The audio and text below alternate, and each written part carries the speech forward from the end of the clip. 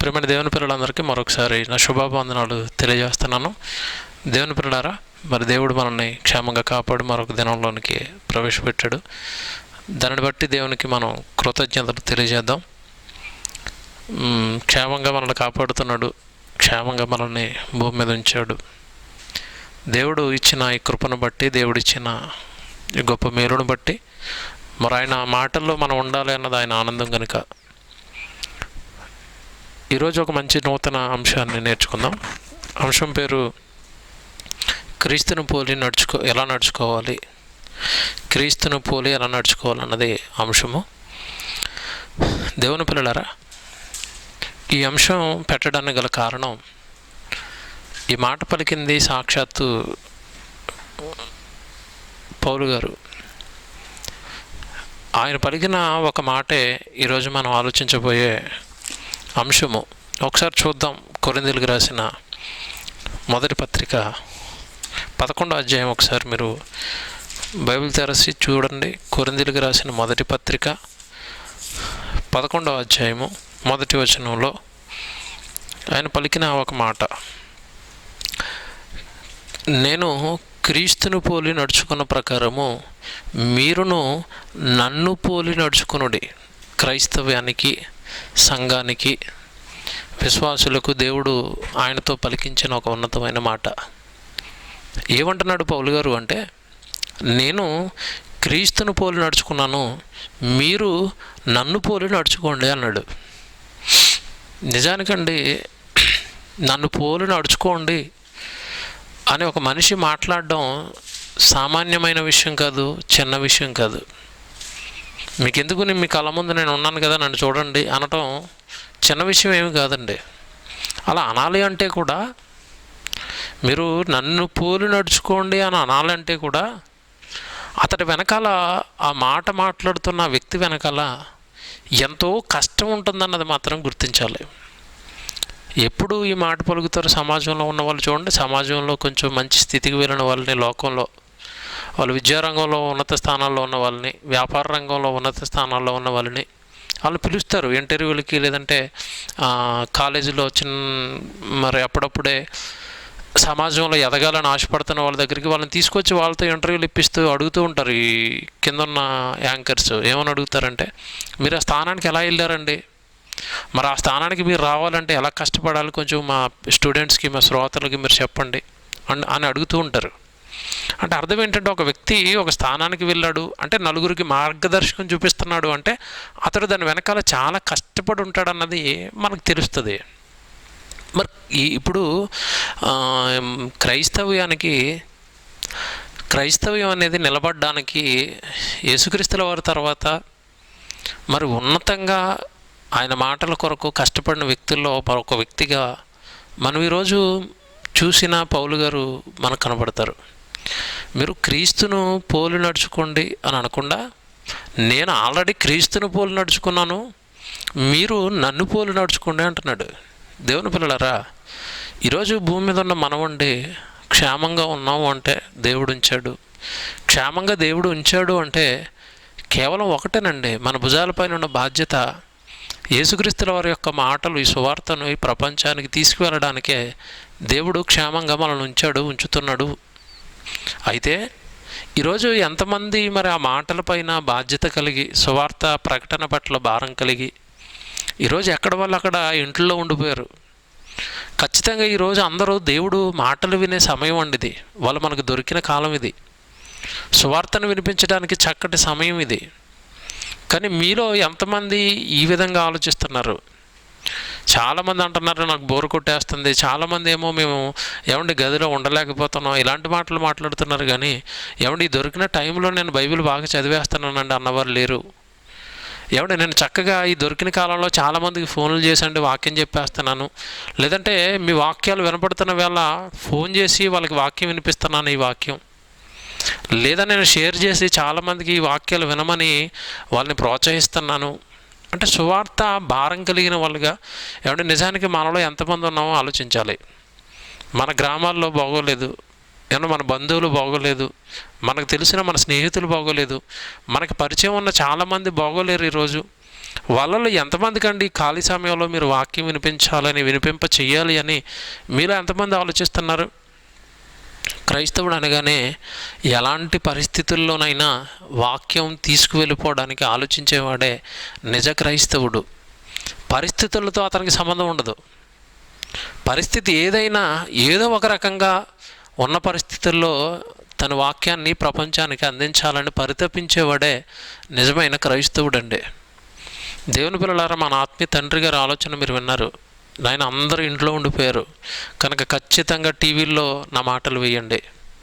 ఎందుకన్నాడు ఆయన మాట అంటే, ఏదో ఒక రకంగా ప్రజల్లోకి సువార్తను తీసుకువెళ్ళిపోవాలి, దేవుడు మాటలు వెళ్ళిపోవాలన్న తపన కలిగిన వాళ్ళ ఆలోచనలు అండి నిజానికి అలా ఉంటాయి. మరి మనలో ఎంతమంది అలాంటి తపన కలిగి ఉన్నాం? మనలో ఎంతమంది అలాగా ఈ సమయంలో ఖచ్చితంగానండి వాక్యాన్ని పంపించాలి, ప్రజల దగ్గరకు దేవుడు మాటలు వినిపించాలని మీరు ఎంతమంది ఆలోచిస్తున్నారో మిమ్మల్ని మీరు ఒకసారి పరీక్షించుకోండి.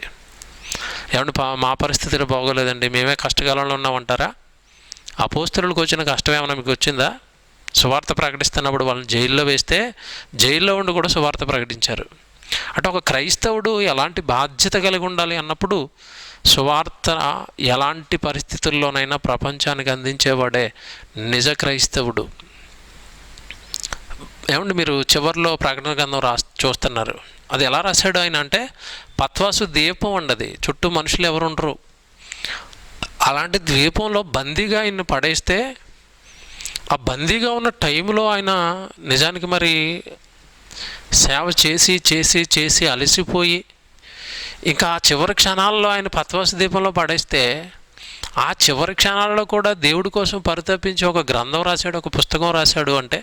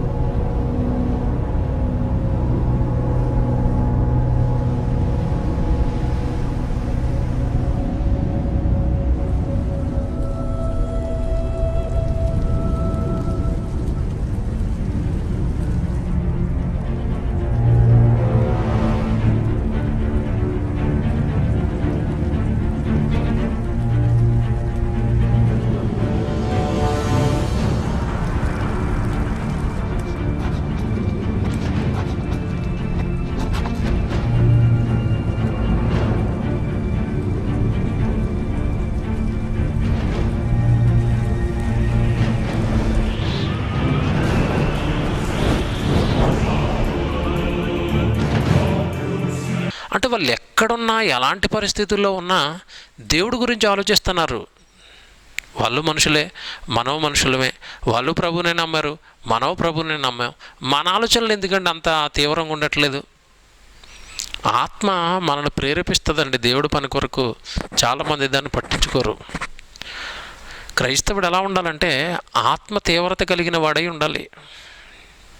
ఎలాంటి పరిస్థితుల్లోనైనా నా దేవుడి మాటలు వినిపిస్తే బాగును, నా దేవుడి మాటలు వింటే బాగును, నా దేవుడి మాటలని ఎప్పుడు వాక్యం పట్ల పరితపించేవారుగా మనం ఉండాలని దేవుడు కోరుకున్నాడండి.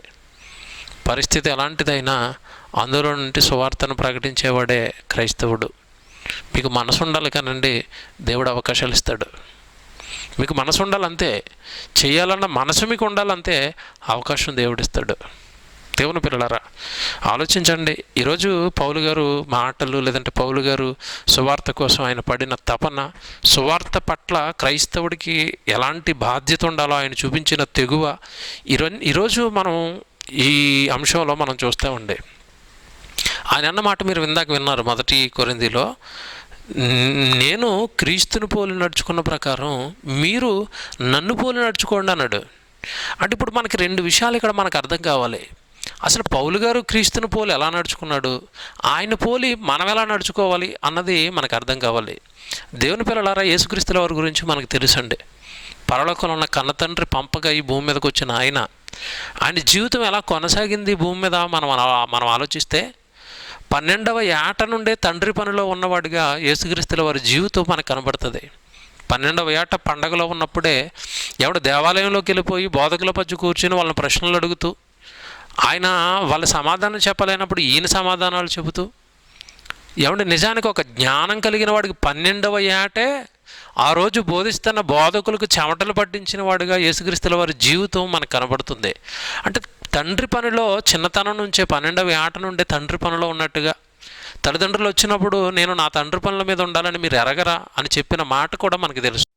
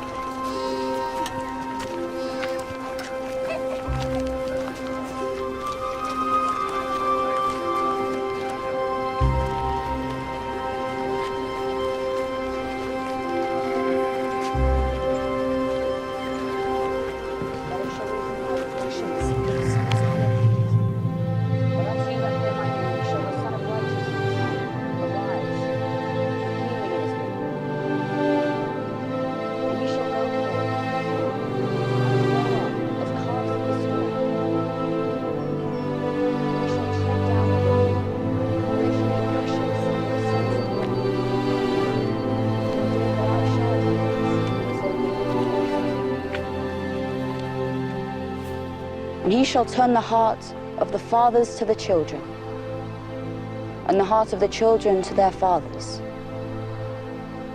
lest I come and smite the earth with a curse.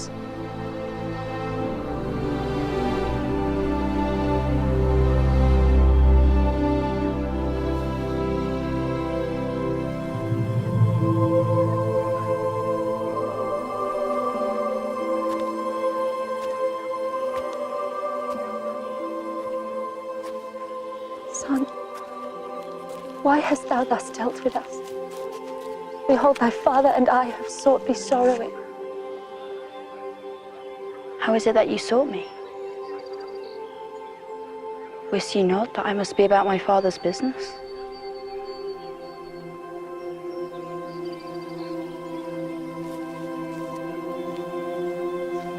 అంటే యేసుక్రీస్తుల వారు చిన్ననాటి నుండి దేవుడు జ్ఞానంలో ఎదిగాడు. తన పని దేవుడి పట్ల లేదా దేవుడి మాటల పట్ల తనకున్న తపన మనం 12వ ఏట నుంచి మన బైబిల్లో మనం చూస్తాం. అయితే 30వ ఏట ఎప్పుడైతే బాప్తిసం తీసుకున్నాడో ఆ తర్వాత నుంచి ఆయన చేసిన యజ్ఞం అనండి నిజంగా దేవుడి కోసం. తిండి ఇల్లు వదిలేశాడు, బంధువులను వదిలేశాడు, తన వారిని వదిలేశాడు, సుఖాన్ని వదిలేశాడు. రాత్రనక పగలనక దేవుడు దేవుడు దేవుడు అనుకుంటూ ప్రయాణాలు చేశాడు. ఎంత కష్టం యేసుక్రీస్తుల వారు కన్నతండ్రి కొరకు పడ్డాడో మనకు బైబిల్లో మనం చూస్తామండి. చివరికి ప్రకటించి ప్రకటించి ప్రకటించి ప్రకటించి చివరికి తన ప్రాణాన్ని సిలువలో అర్పించినట్లుగా మనం చూస్తాం. ఇదంతా కేవలం మనల్ని కాపాడడానికి, పరలోకంలో ఉన్న కన్నతండ్రిని ఆనంద పెట్టడానికి. ఆయన పలుకుతున్న ఒక మాట బైబిల్లో మీకు చూపిస్తాను. యోహాను సువార్తలో యేసుప్రభు మాట్లాడుతున్న మాట ఒకటి ఉంటుంది 8వ అధ్యాయంలో. యోహాను సువార్త 8వ అధ్యాయము 29వ వచనం చదువుతున్నాను. యోహాను సువార్త 8వ అధ్యాయము 29. నన్ను పంపినవాడు నాకు తోడై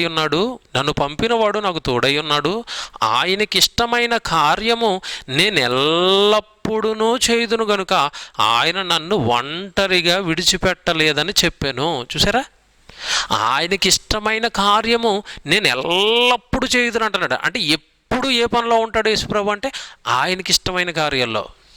ఏంటి ఆయనకి ఇష్టమైన కార్యం అంటే ఆయన మాటలు ప్రకటింపబడటం ఆయనకి ఇష్టం. ఆయన మాటలు విన్న తర్వాత ప్రజలు మారి ఆయన దగ్గరికి వస్తుంటే ఆయనకి ఇష్టం, ఆయనకి ఆనందం. ప్రజలు ఎప్పుడు మారుతారు, దేవుడి పిల్లలు ఎప్పుడు దేవుడిని తెలుసుకుంటారంటే మీరు వాక్యం చెప్పాలి కదా, మీరు వాక్యం చెప్పించాలి కదా. అది కన్నతండ్రికి ఇష్టమైన పని కదా. ఆ పనిలో నేను ఎల్లప్పుడూ ఉన్నాను. ఒకప్పుడు అంటలేదండి, ఒక రోజు అంటలేదండి, ఒక వారం అంటలేదండి, సంవత్సరానికి ఒకసారి అంటలేదండి, ఎల్లప్పుడూ నేను అదే పనిలో ఉన్నాను, నా తండ్రిని ఇష్టపెడతాను, నా తండ్రికి ఇష్టమైన పనిలో నేను ఉన్నాను అన్నాడు. ఏంటి ఇంతకీ తండ్రికి ఇష్టమైన పని ఏం చేశాడు యేసుప్రభు అంటే, రాత్రింపగళ్ళు కన్న తండ్రిని ప్రకటించాడు, ఆయన ప్రేమ ప్రకటించాడు, ఆయన మనుషులకు ఇవ్వబోయే తీర్పులు ప్రకటించాడు, జననం ప్రకటించాడు, మరణం ప్రకటించాడు, మనిషికి మరణం తర్వాత ఉన్న తీర్పులు ప్రకటించాడు. దేవుడి మనసు అయిన వాక్యాన్ని నిరంతరము యేసుక్రీస్తు వారు ప్రకటించినట్లుగా మనం చూస్తాం.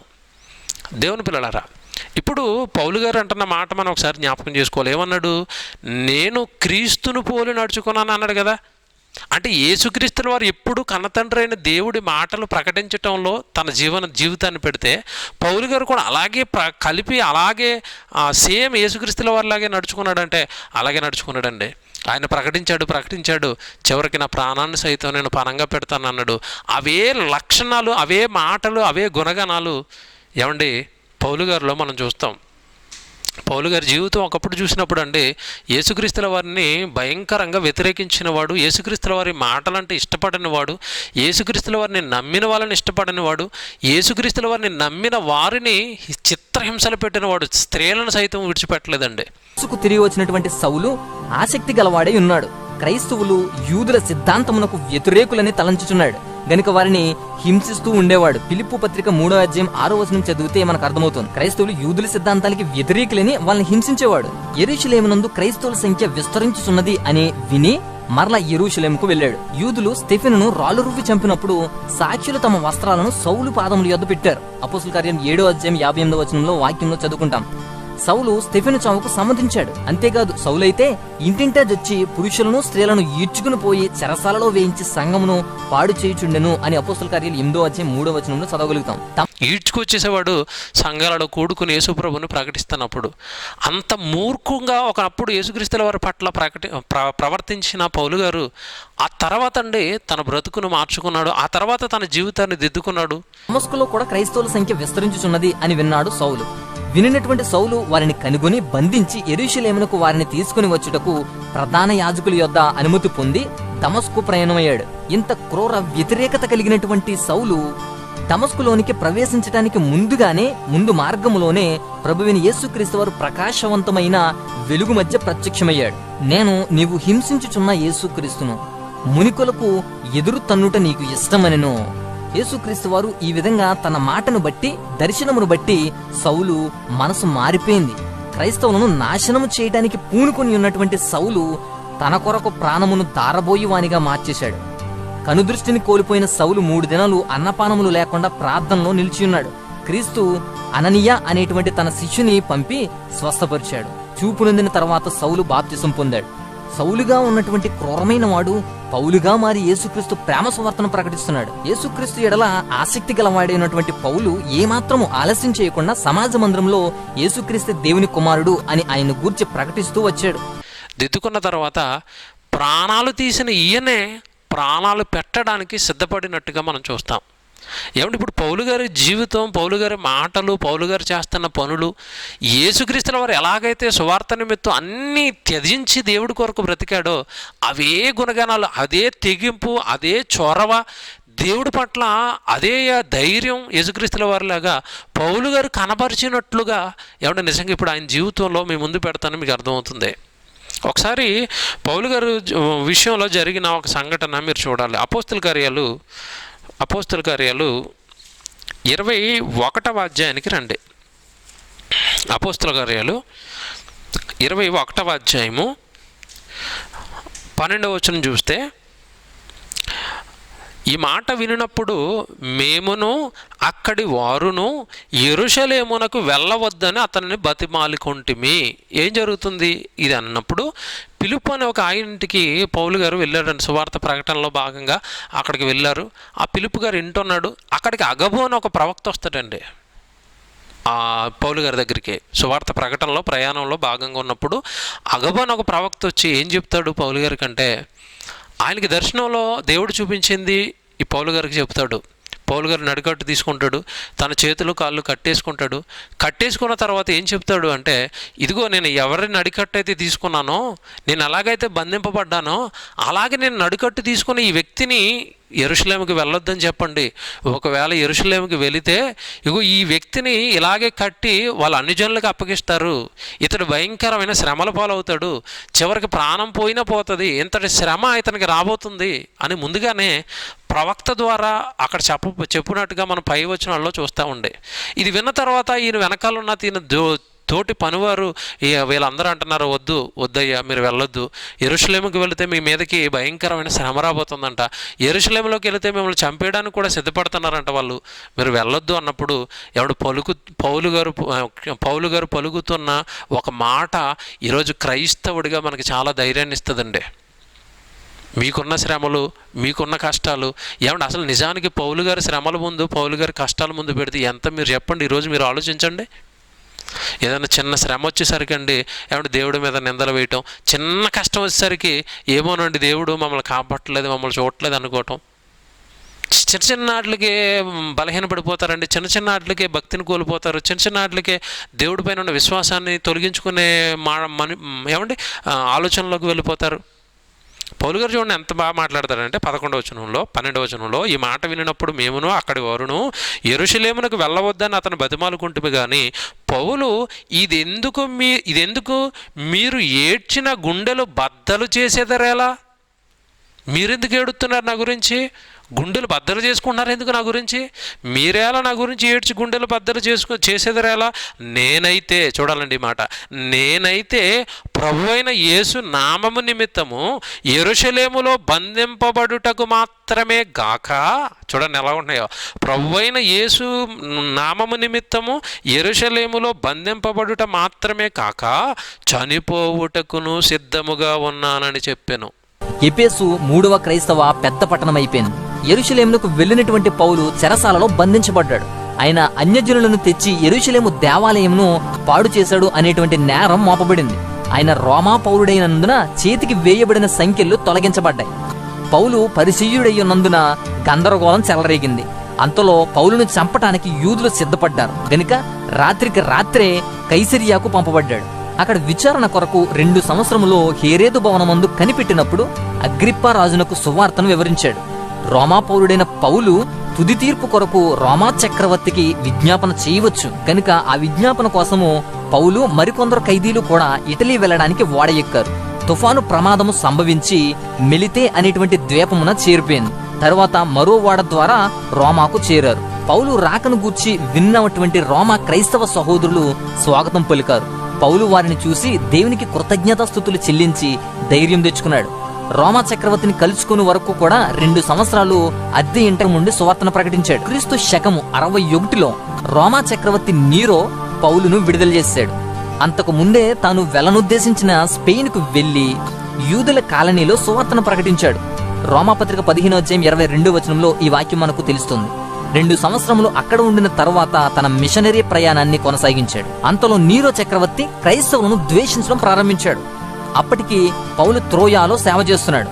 త్రోయాలో సేవ చేస్తున్నటువంటి పౌలు హఠాత్తుగా బంధించబడి క్రీస్తు శకము 64లో మరలా రోమునకు తేబడ్డాడు. అతి భయంకరమైనటువంటి మేముర్ డైన్ చెరసాలలో సంఖ్యలతో బిగించబడ్డాడు. మేముర్ డైన్ ప్రపంచంలోనే అతి క్రూరమైన భయంకరమైన చెరసాల. 2వ తిమోతి పత్రిక 1:16 వచనంలో ఈ వాక్యం ఉంటుంది. సంఖ్యలతో బిగించబడి ఉండగానే పౌలు చెప్పుతుండగా 2వ తిమోతి పత్రిక రాయబడింది. మంచి పోరాటము పోరాడి తిని, నా పరువు కడముట్టించి తిని, విశ్వాసమును కాపాడుకుంటుని అని అపోస్తుడైన పౌలు తన వ్యక్తిగత జీవితంను గురించి చెప్తున్నాడు. ఏం చెప్తున్నాడండి? వాళ్ళేంటి బంధిస్తారు, కొడతారు, తిడతారు అంటున్నారండి మీరు? అసలు మీకు నా గురించి ఇంకా సరిగా అర్థం కాలేదు. నా ప్రభు కోసం, యేసుక్రీస్తుల వారి కోసం, ఆయన నామం కోసం, ఆయన మాటల కోసం బంధిస్తారని భయపడుతున్నారండి మీరు. నేను ఎలా ఉన్నానంటే ఈరోజు ఆయన కోసం నేను చావడానికైనా సిద్ధం అంటున్నాడు. ఈ మాట మీరు మనసులో పెట్టుకుని ప్రారంభంలో ఆయన చెప్పిన మాట మీరు జ్ఞాపకానికి తెచ్చుకోవాలి. నేను క్రీస్తును పోలి నడుచుకున్న ప్రకారము మీరును నన్ను పోలి నడుచుకోండి అన్నాడు. అంటే ఇప్పుడు మనం ఎలా ఉండాలి చెప్పండి యేసుక్రీస్తుల వారి కొరకు? అంటే ఇప్పుడు మనం ఎలా ఉండాలి వాక్యం కోసం? వాక్యము నిమిత్తము, దేవుడి సేవ నిమిత్తము, దేవుడి పని నిమిత్తము నీకు ఎలాంటి శ్రమ వచ్చినా పౌలు గారు లాంటి తెగువ నీకు ఉందా? ఎందుకంటే నన్ను పోలు నడుచుకోమన్నాడు కదా. ఇప్పుడు ఎవరు పౌలు గారిని పోలు నడుచుకోవాలి కదా మన ప్రభు కోసం. చిన్న చిన్న వాటికి భయాలు, ఏమంటే పోలీసు వాళ్ళని చూస్తే భయం, ఏమంటే పాముని చూస్తే భయం, సువార్త కోసం ఎవరైనా బెదిరిస్తే భయం. దేవుడు పిల్లలారా, భయం భయం భయం భయం. పిరుకువారు పరలోక రాజ్యానికి వారసులు గారు అంటాడు దేవుడు బైబిల్లో. తెగువ చూపిస్తున్నాడండి సువార్త కోసం, తెగువ. మీరేంటి బంధిస్తారంటున్నారు? నేనేమో చావడానికి సిద్ధపడున్నాను, ఇంక చావుకే సిద్ధపడిపోయినోడికి ఇంక భయం ఏంటి చెప్పండి? అంటే భయపడుతున్నారు అంటే ఎక్కడో పూర్తిగా దేవుడి వాక్యం అనేది ఇంకా అర్థం కాలేదు. ఎందుకంటే చచ్చిపోతే పరదేశకి వెళ్ళిపోతానన్న జ్ఞానం ఉంది పౌలు గారికి. అందుకే వాళ్ళు కొడతారంటున్నారంటే నేను చనిపోవాలని ఉంది నాకు ప్రభు కోసం, చనిపోతే హ్యాపీగా రెస్ట్కి వెళ్ళిపోతాను నేను. జ్ఞానం అర్థమైపోయిన మాటలండి ఇవి. భయం ఉండదు వాళ్ళకి. జ్ఞానం అర్థమైపోయినోడికి భయం ఉండదండి. షడ్రకు మెషకి అబద్ధంగోలు మీకు తెలుసు, వాళ్ళు ఎంతటి భయంకరమైన శ్రమలోకి వెళ్ళినా వాళ్ళకున్న ధైర్యాన్ని విడలేదండి. మా రక్షకుడు, మా దేవుడు మమ్మల్ని రక్షిస్తాడు. దానియేలు సంగతి మీకు తెలుసు. దానియేలును కూడా దేవుడు ఎలా రక్షించాడు. దానియేలు డైలాగులు కూడా, దానియేలు ఏమంటే ఆ రోజు మాట్లాడుతున్న మాటలు ఆ రాజు ముందు నిలబడి కూడా మీకు తెలుసు. వీళ్ళెవ్వరికి భయం లేదండి. కారణం ఏంటంటే రక్షిస్తాడన్న నమ్మకం కలిగిన వాళ్ళు. ఒకవేళ ప్రాణం పోయినా, ఆయన రక్షించకపోయినా, మా ప్రాణం పోయినా పర్వాలేదు, మేము విశ్రాంతిలోకి పరదేశికి వెళ్ళిపోతామంటున్నారు. ఎక్కడో నుండి మనిషి ఇంకా ఈ మాటలు నిజంగా మనస్ఫూర్తిగా హృదయపూర్వకంగా ఈ మాటలు నమ్మలేదండి. నమ్మితే ధైర్యంగా ఉంటారు. పౌలు గారి జీవితాన్ని పెడతాను చూడండి. ఇప్పుడు మీరు ఎంత ధైర్యం వస్తుందో, అమ్మో దేవుడిలో ఉంటే ఇంత ధైర్యంగా ఉండాలా, దేవుడి సువార్త కోసం ఇంత తెగించాలా. దేవుని పిల్లలారా, ఆదివారం గుడికి వెళ్ళటం, టైం అయిపోయే వరకు చూసుకోవటం, టైం అయిపోయిన తర్వాత ఏమంటే ఇంటికి వెళ్ళిపోవటం, వాక్యాలు 4 టిక్కులు కొట్టుకోవటం, ఏమంటే తోచిన కానుక ఇవ్వటం, చివరిలో అయ్యగారితో ప్రార్థన చేయించుకోవటం, ఇంటికి వెళ్ళిపోవటం, మళ్ళీ సోమవారం నుంచి శనివారం వరకు ఏమన్నా అతని సంపాదన, అతని ఉద్యోగం, అతని పిల్లలు, అతని కుటుంబం. సువార్త మీరు నన్ను పోలు నడుచుకోండి. నేను చూడండి ఎలా ఉన్నాను చూడండి, నా జీవితం చూడండి. పౌలు గారు అంటున్నాడండి, నన్ను పోలు నడుచుకోండి. సువార్త కోసం ప్రాణం ఇవ్వడానికైనా సిద్ధపడ్డాను నేను. మీరేమిస్తున్నారు సువార్త కోసం? మీరేం కోల్పోతున్నారు సువార్త కోసం? మీరేం త్యాగాలు చేస్తున్నారు సువార్త కోసం? మీరేం కష్టపడుతున్నారు సువార్త కోసం? మీ శ్రమ సువార్త కోసం ఏం కనబడుతుంది? మీ కష్టాలు ఏమైనా వస్తున్నాయి సువార్త కోసం? మీరేమైనా ఎప్పుడైనా అప్పుడప్పుడు దేవుడు సువార్త నిమిత్తం కష్టపడిపోయి కన్నీళ్ళు విడిచే స్థాయికి ఎదిగిపోయారా? దేవుని పిల్లలారా, ఈ స్థాయికి క్రైస్తవ్యం ఎదగినప్పుడు, క్రీస్తును నమ్మిన విశ్వాసి ఎదగినప్పుడు అతడు పరలోకం వెళతాడన్న ఆలోచనతో ఉండటం ఎక్కడో కొంచెం అనుమానమే. నేను చూపిస్తాను ఈరోజు వాక్యాలు చాలా మీకు. పౌలు గారి కష్టాన్ని మీకు చూపిస్తాను. పౌలు గారు చెబుతున్న మాట నేను మీకు చూపిస్తాను. నేను క్రీస్తును పోలి నడుచుకున్న ప్రకారం మీరు నడుచుకోండి అని చెప్పిన ఆయన ఇక్కడ ఎలాగున్నాడంటే, నేను చావునకు సైతం నేను సిద్ధంగా ఉన్నాను అన్నాను. అప్పుడు చూడండి, కింద వాళ్ళు ఆశ్చర్యపోతారండి. 14వ వచనంలో చనిపోవుటకు సిద్ధంగా ఉన్నానని చెప్పాను. 14లో అతడు ఒప్పనందున మేము ప్రభువు చిత్తము జరుగుగా కానీ ఊరకుంటే అతను ఒప్పుకోవట్లేదు, వెళ్ళొద్దంటే యెరూషలేంకి వెళ్ళాలి. నేను అక్కడున్న వారికి నా ప్రభువుని గురించి ప్రకటించాలి. అడ్జస్ట్ అవ్వట్లేదు చూడండి. అడ్జస్ట్మెంట్ లేదు చూడండి. దేవుడి పనిలో అడ్జస్ట్మెంట్ లేదు. దేవుడి పనిలో శ్రమలు వచ్చేసరికి అడ్జస్ట్మెంట్ అయిపోతారు. ఆ శ్రమను దూసుకుని ముందుకెళ్ళి విజయాన్ని తీసుకురారండి దేవుడికి. దేవుని పిల్లలారా, పౌలు గారి జీవితం ఈరోజు మనకి చాలా పాఠాలు నేర్పిస్తుంది. ఇది 21వ అధ్యాయంలో మీరు చూసిన సంఘటన. అది 15వ అధ్యాయంలో కూడా ఒకసారి రావాలి. అపోస్తల కార్యాలు 15వ అధ్యాయానికి వచ్చేస్తే, అపోస్తల కార్యాలు 15వ అధ్యాయము 19 నుంచి నేను చదువుతున్నాను. ఇక్కడ కూడా పౌలు గారికి భయంకరమైన శ్రమ వచ్చిందండి. అపోస్తల కార్యాలు 15వ అధ్యాయము 19వ వచనం ఒకసారి మీరు చూస్తే, అపోస్తల కార్యాలు 15వ అధ్యాయము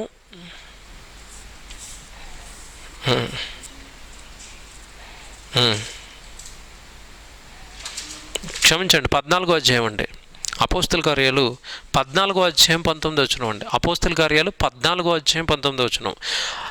అంతియోకియ నుండి ఈకొన నుండి యూదులు వచ్చి జనసమూహములు తమ పక్షముగా చేసుకుని పౌలు మీద రాళ్ళు రువ్వి అతడు చనిపోయినని ఆనుకుని పట్టణమును వెలుపల అతన్ని ఈడ్చిరి.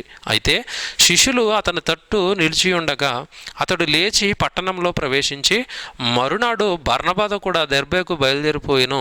వారు ఆ పట్టణంలో ప్రకటించి అనేకులను శిష్యులుగా చేసిన తరువాత లుస్త్రకును ఈకొనికును అంత్యోకికును తిరిగి వచ్చిరి. శిష్యుల మనసులు దృఢపరచి చూసారండి ఎంత బాగుంది ఈ మాట. శిష్యుల మనసులను దృఢపరుస్తున్నాడు. ఎలాంటి పరిస్థితుల్లో? మీరు 19లో చదివితే, జనసమూహములు తన పక్షముగా చేసుకొని పౌలు మీద రాళ్ళు రువ్వి అతను చనిపోయేనని, చూసారా, రాళ్ళు రువ్వి అతను చనిపోయినని చనిపోయినని అనుకొని పట్టణంని వెలుపలకి అతను ఈడ్చిరి అంటున్నాడు. రాళ్లతో కొట్టేశారంట. రాళ్లతో కొట్టేసిన తర్వాత చచ్చిపోయాడు అనుకున్నారంట. చచ్చిపోయాడు అనుకుని ఈడ్చేశారంట. ఏమండి, ఏడ్చడం అనేది ఎప్పుడు చూస్తామండి మనం? ఏడ్చడం అనే పదం ఎక్కడ చూస్తాం? మనుషుల్ని ఈడుస్తారండి? ఈడుస్తారా మనుషుల్ని? అసలు రాళ్లతో కొట్టి చంపటం అనేది ఏమండి ఈ కాలంలో మనం చూస్తున్నామా? ఒక చిన్న రాడు నడుస్తున్నప్పుడు కాలుకి తగిలితేనే అమ్మో అంటారు. ఒక చిన్న ముళ్ళు కాలు గుచ్చుకుంటేనే అమ్మో అంటారండి. రాళ్లతో చావగొట్టేసిన తర్వాత చచ్చిపోయాడు అనుకుని ఈడ్చేశారంట. కుక్కనే చచ్చిపోయినప్పుడు ఈడ్చుకెళ్ళిపోతారంట తాడు కట్టి. అలా పౌలు గారిని ఈడ్చుకెళ్ళిపోయారంట. ఈడ్చుకెళ్ళిపోతే ఏమండి నన్ను కొట్టేశారు కదా, కొన ప్రాణంతో దేవుడు నన్ను బ్రతికించాడు కదా అని ఏమన్నా ఆగిపోయాడంటే ఈడ్చుకొని వెళ్ళిపోయి అతనికి ఈడ్చేశారు. అయితే శిష్యులు అతని చుట్టూ నిలిచి ఉండగా అతడు లేచి పట్టణంలో ప్రవేశించి, చూసారా, ఒక పక్క కొడితే మళ్ళా పట్టణంలో ప్రవేశించి మరనాడు అంటే తర్వాత రోజే మరునాడు ఆ బర్నబాతో కూడా దెర్బేకు బయలుదేరిపోయాను. చూసారా, మళ్ళా వెళ్ళిపోతాడండి సువార్తకి. అంటే ఎక్కడ పౌలు గారు కష్టాలకి కన్నీళ్లకు భయపడుతున్నట్టుగా, ఏమండి దెబ్బలకు భయపడుతున్నట్టుగా, చావుకు భయపడుతున్నట్టుగా కనపట్టలేదండి. ఈ అంశం నేను ఎందుకు చెప్తున్నానంటే, ఈరోజు నిజానికి అండి మనం చక్కగా క్లాసులు పెట్టేవాళ్ళం, సభలు పెట్టేవాళ్ళం, సెమినార్లు పెట్టేవాళ్ళం. అంతా అందుబాటులో ఉన్న కాలంలో చాలామంది దేవుడి పక్షాన సువార్తను చేశారు. అయితే ఇది గడ్డు కాలం. ప్రస్తుతానికి ఎవరో ఇళ్లల్లో వాళ్ళు ఉండిపోయారు. దేవుడు ప్రపంచాన్ని మొత్తాన్ని ఒకేసారి స్తంభింపజేశాడండి. ఒకేసారి ప్రపంచం మొత్తాన్ని స్తంభింపజేశాడు. ఎవరు నోట చూస్తున్నా ఒకటే మాట, ఇలాంటి రోజులు మేము ఎప్పుడు చూడలేదండి. దేవుడండి ప్రపంచం మొత్తాన్ని తాళం వేయించి ఇంట్లో కూర్చోబెట్టాడు. ఇప్పుడు ఇలాంటి పరిస్థితుల్లో మన బాధ్యత ఏంటంటే ఆగకూడదండి. ఎలాంటి పరిస్థితుల్లో కూడా సువార్త ప్రకటనను తీసుకువెళ్ళే పని మనం మానేయకూడదు. మీకు చూపిస్తాను ఇప్పుడు ఎలాంటి పరిస్థితుల్లో కూడా పౌలు గారు ప్రకటిస్తున్నారు చూడండి. రాళ్లతో కొట్టేస్తే ఆ దెబ్బలతో మరునాడు లేచిపోయి మరొక ప్రాంతానికి వెళ్ళిపోయి సువార్తను ప్రకటిస్తున్నాడంటే మీరు ఆలోచించండి. ఆ తర్వాత ప్రకటించేసిన తర్వాత ఈ శ్రమలు వచ్చినప్పుడు, ఈ కష్టాలు వచ్చినప్పుడు వాళ్ళకి ఏం చెప్తున్నాడు అంటే 22వ వచనంలో, శిష్యుల మనసులు దృఢపరిచి విశ్వాసమందు నిలకడగా ఉండవలనని అనేక శ్రమలను అనుభవించి మనము దేవుని రాజ్యములో ప్రవేశించవలనని హెచ్చరిస్తున్నాడు. మనకి శ్రమలు పడితేనే, సువార్త కోసం, దేవుడి మాటల కోసం మన శ్రమలు పడితేనే మన పరలోకం వెళతాం. సుఖంగా భూమి మీద జీవితాన్ని గడిపేస్తే దేవుడు పరలోకం ఇవ్వడు. కష్టపడిందే ఏమండి, మీ కష్టపడి పని చేయకుండా, మీ చెమటను కార్చకుండా, మీ కాలాన్ని వెచ్చించకుండా, మీకు లోకంలో మీరు ఉద్యోగం చేసి మీ బాస్ మీకు జీతం ఇవ్వడు. పరలోకం అలాగే దేవుడి గురించి పని చేయకుండా దేవుడు పరలోకాన్ని ఇవ్వడు. మనం అనేక శ్రమలు పడి హింసలు పొంది పరలోక రాజ్యంలో మనం ప్రవేశించాలి అంటున్నాడు.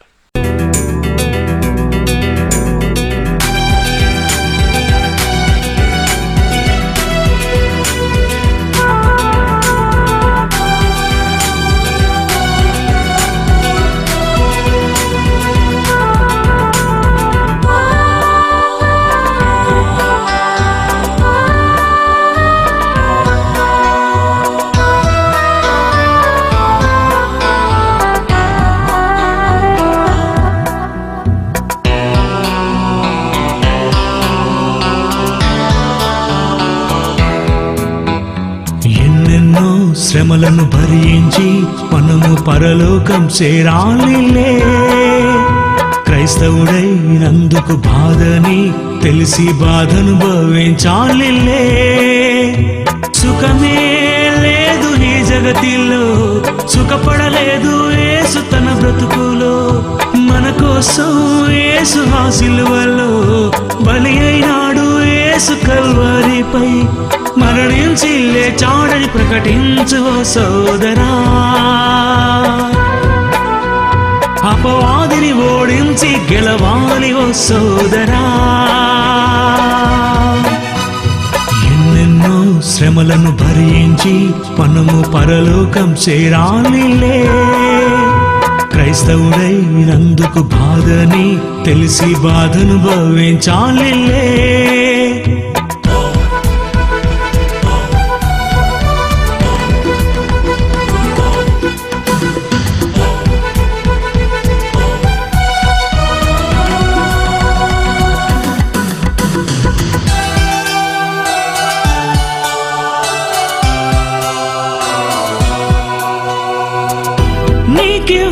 ఇవ్వాలనుకున్నాడా పరలోకం, దూతలకెన్నడూ లోపరచేలేదు.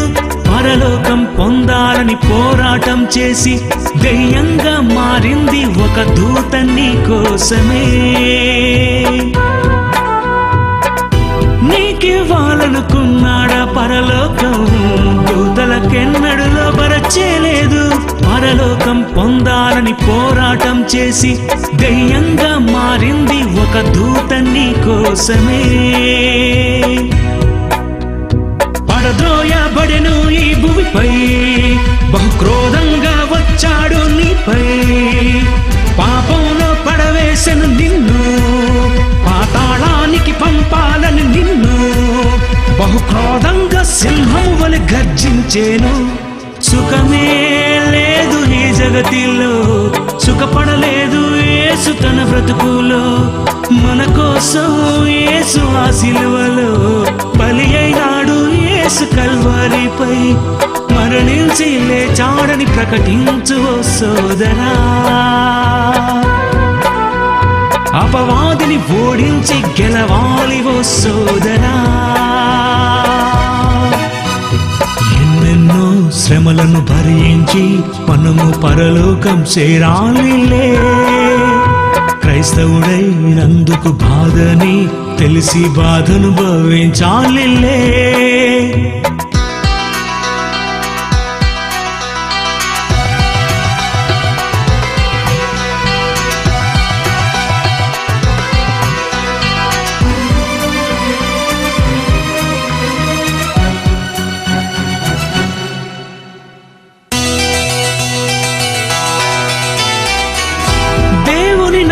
హింసలు పొందారు, హతసాక్షులుగా సాక్ష్యం పొందారు. పరదేశులో ఉన్నారు, ఎదురు చూస్తున్నారు. పరలోకం పొందాలని ఉన్నారు మన కోసమే. దేవుని నమ్మి హింసలు పొందారు, హతసాక్షులుగా సాక్ష్యం పొందారు. పరదేశులో ఉన్నారు, ఎదురు చూస్తున్నారు. పరలోకం పొందాలని ఉన్నారు మన కోసమే. రంపములతో కోయబడినారు, కొరడాలతో కొట్టబడినారు. దేవునికై ప్రాణాలిచ్చారు, చావైతేనే లాభం అన్నారు. బహుక్రూరంగా శ్రమ పొంది మృతి నొందారు. సుఖమే లేదు ఈ జగతిలో, సుఖపడలేదు ఎవరు తమ బ్రతుకులో. పోరాటం నీకు అపవాదితో, ఎదిరించాలి నీవు ప్రతివాదితో. పరలోకం పొందాలని ప్రకటించు ఓ సోదరా. అపవాదిని ఓడించి గెలవాలి ఓ సోదరా. ఎన్నెన్నో శ్రమలను భరించి మనము పరలోకం చేరాలిలే. క్రైస్తవుడైనందుకు బాధని తెలిసి బాధను భవించాలిలే. సుఖమే లేదు ఈ జగతిలో, సుఖపడలేదు యేసు తన బ్రతుకులో. మన కోసం యేసు ఆ సిలువలో బలి అయినాడు. యేసు కల్వరిపై మరణించి లేచాడని ప్రకటించు ఓ సోదరా. అపవాదిని ఓడించి గెలవాలి ఓ సోదరా. ఎన్నెన్నో శ్రమలను భరించి మనము పరలోకం చేరాలిలే. క్రైస్తవుడైనందుకు బాధని తెలిసి బాధను భవించాలిలే. నిజానికండి ఇంతటి ఈ స్థితికి మనం వెళ్ళిపోయామండి. ఇంకా చాలా మాటలు పౌలు గారు చెప్తున్న చాలా మాటలు మీకు చూపిస్తాను. ఇప్పుడు మరలా మీరు అపోస్తలుల కార్యాలు 16వ అధ్యాయానికి వచ్చేస్తే 16వ అధ్యాయం అండి. ఇక్కడ కూడా ఒక ప్రాంతంలో సువార్తను ప్రకటిస్తున్నాడండి 16వ అధ్యాయంలో. అక్కడ ఒక సంఘటన జరిగింది. ఒక చిన్నదండి పాపం దెయ్యం పట్టి చిన్నది సోది చెప్పడం వలన ఆ రోజున్న అక్కడున్న చాలామంది అండి ఆ చిన్న కుమార్తెను ఉపయోగించుకుని వాళ్ళు లాభం సంపాదిస్తున్నారు. ఈయన వెళ్ళారు పౌలు గారు, ఏమంటే ఆ దెయ్యాన్ని వెలగొట్టేశారు. వెలగొట్టేసిన తర్వాత అక్కడ ఏం జరుగుతుందో చూడండి. అపోస్తలుల కార్యాలు 16వ అధ్యాయం అండి. అపోస్తలుల కార్యాలు 16వ అధ్యాయము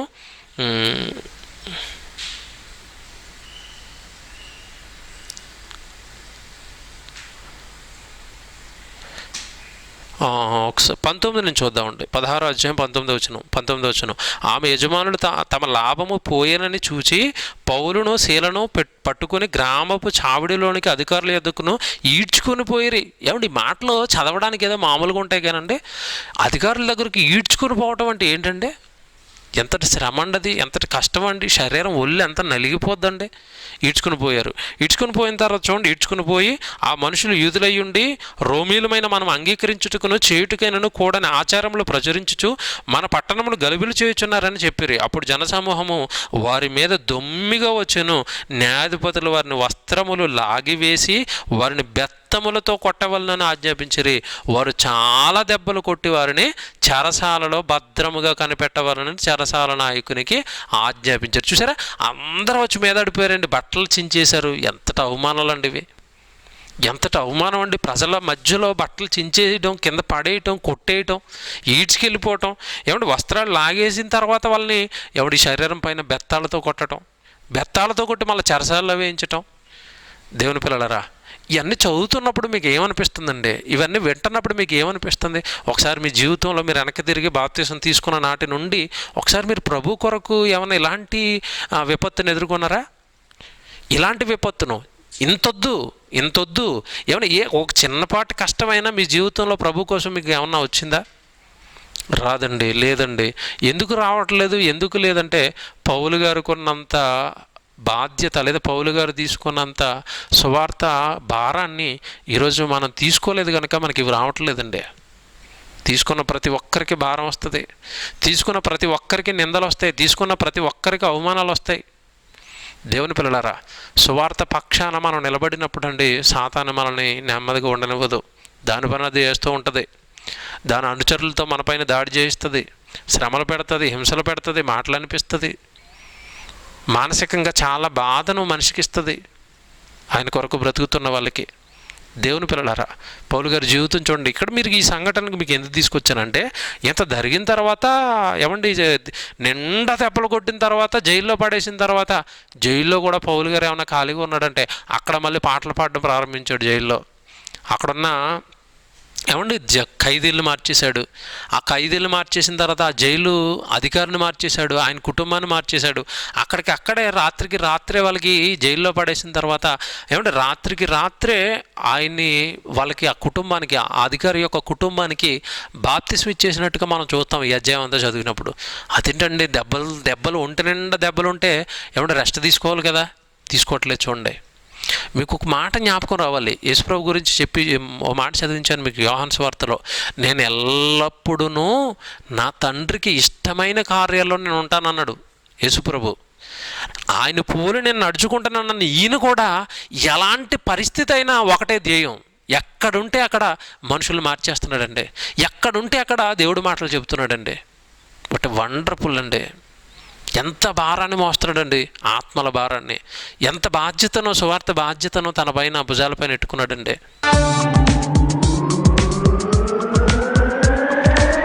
దయ్యం తన ఆయువు నెరిగి మీ యొద్దకు దిగి వచ్చాడు, భిన్నమైన బోధను చేసి క్రైస్తవులను చీల్చాడు.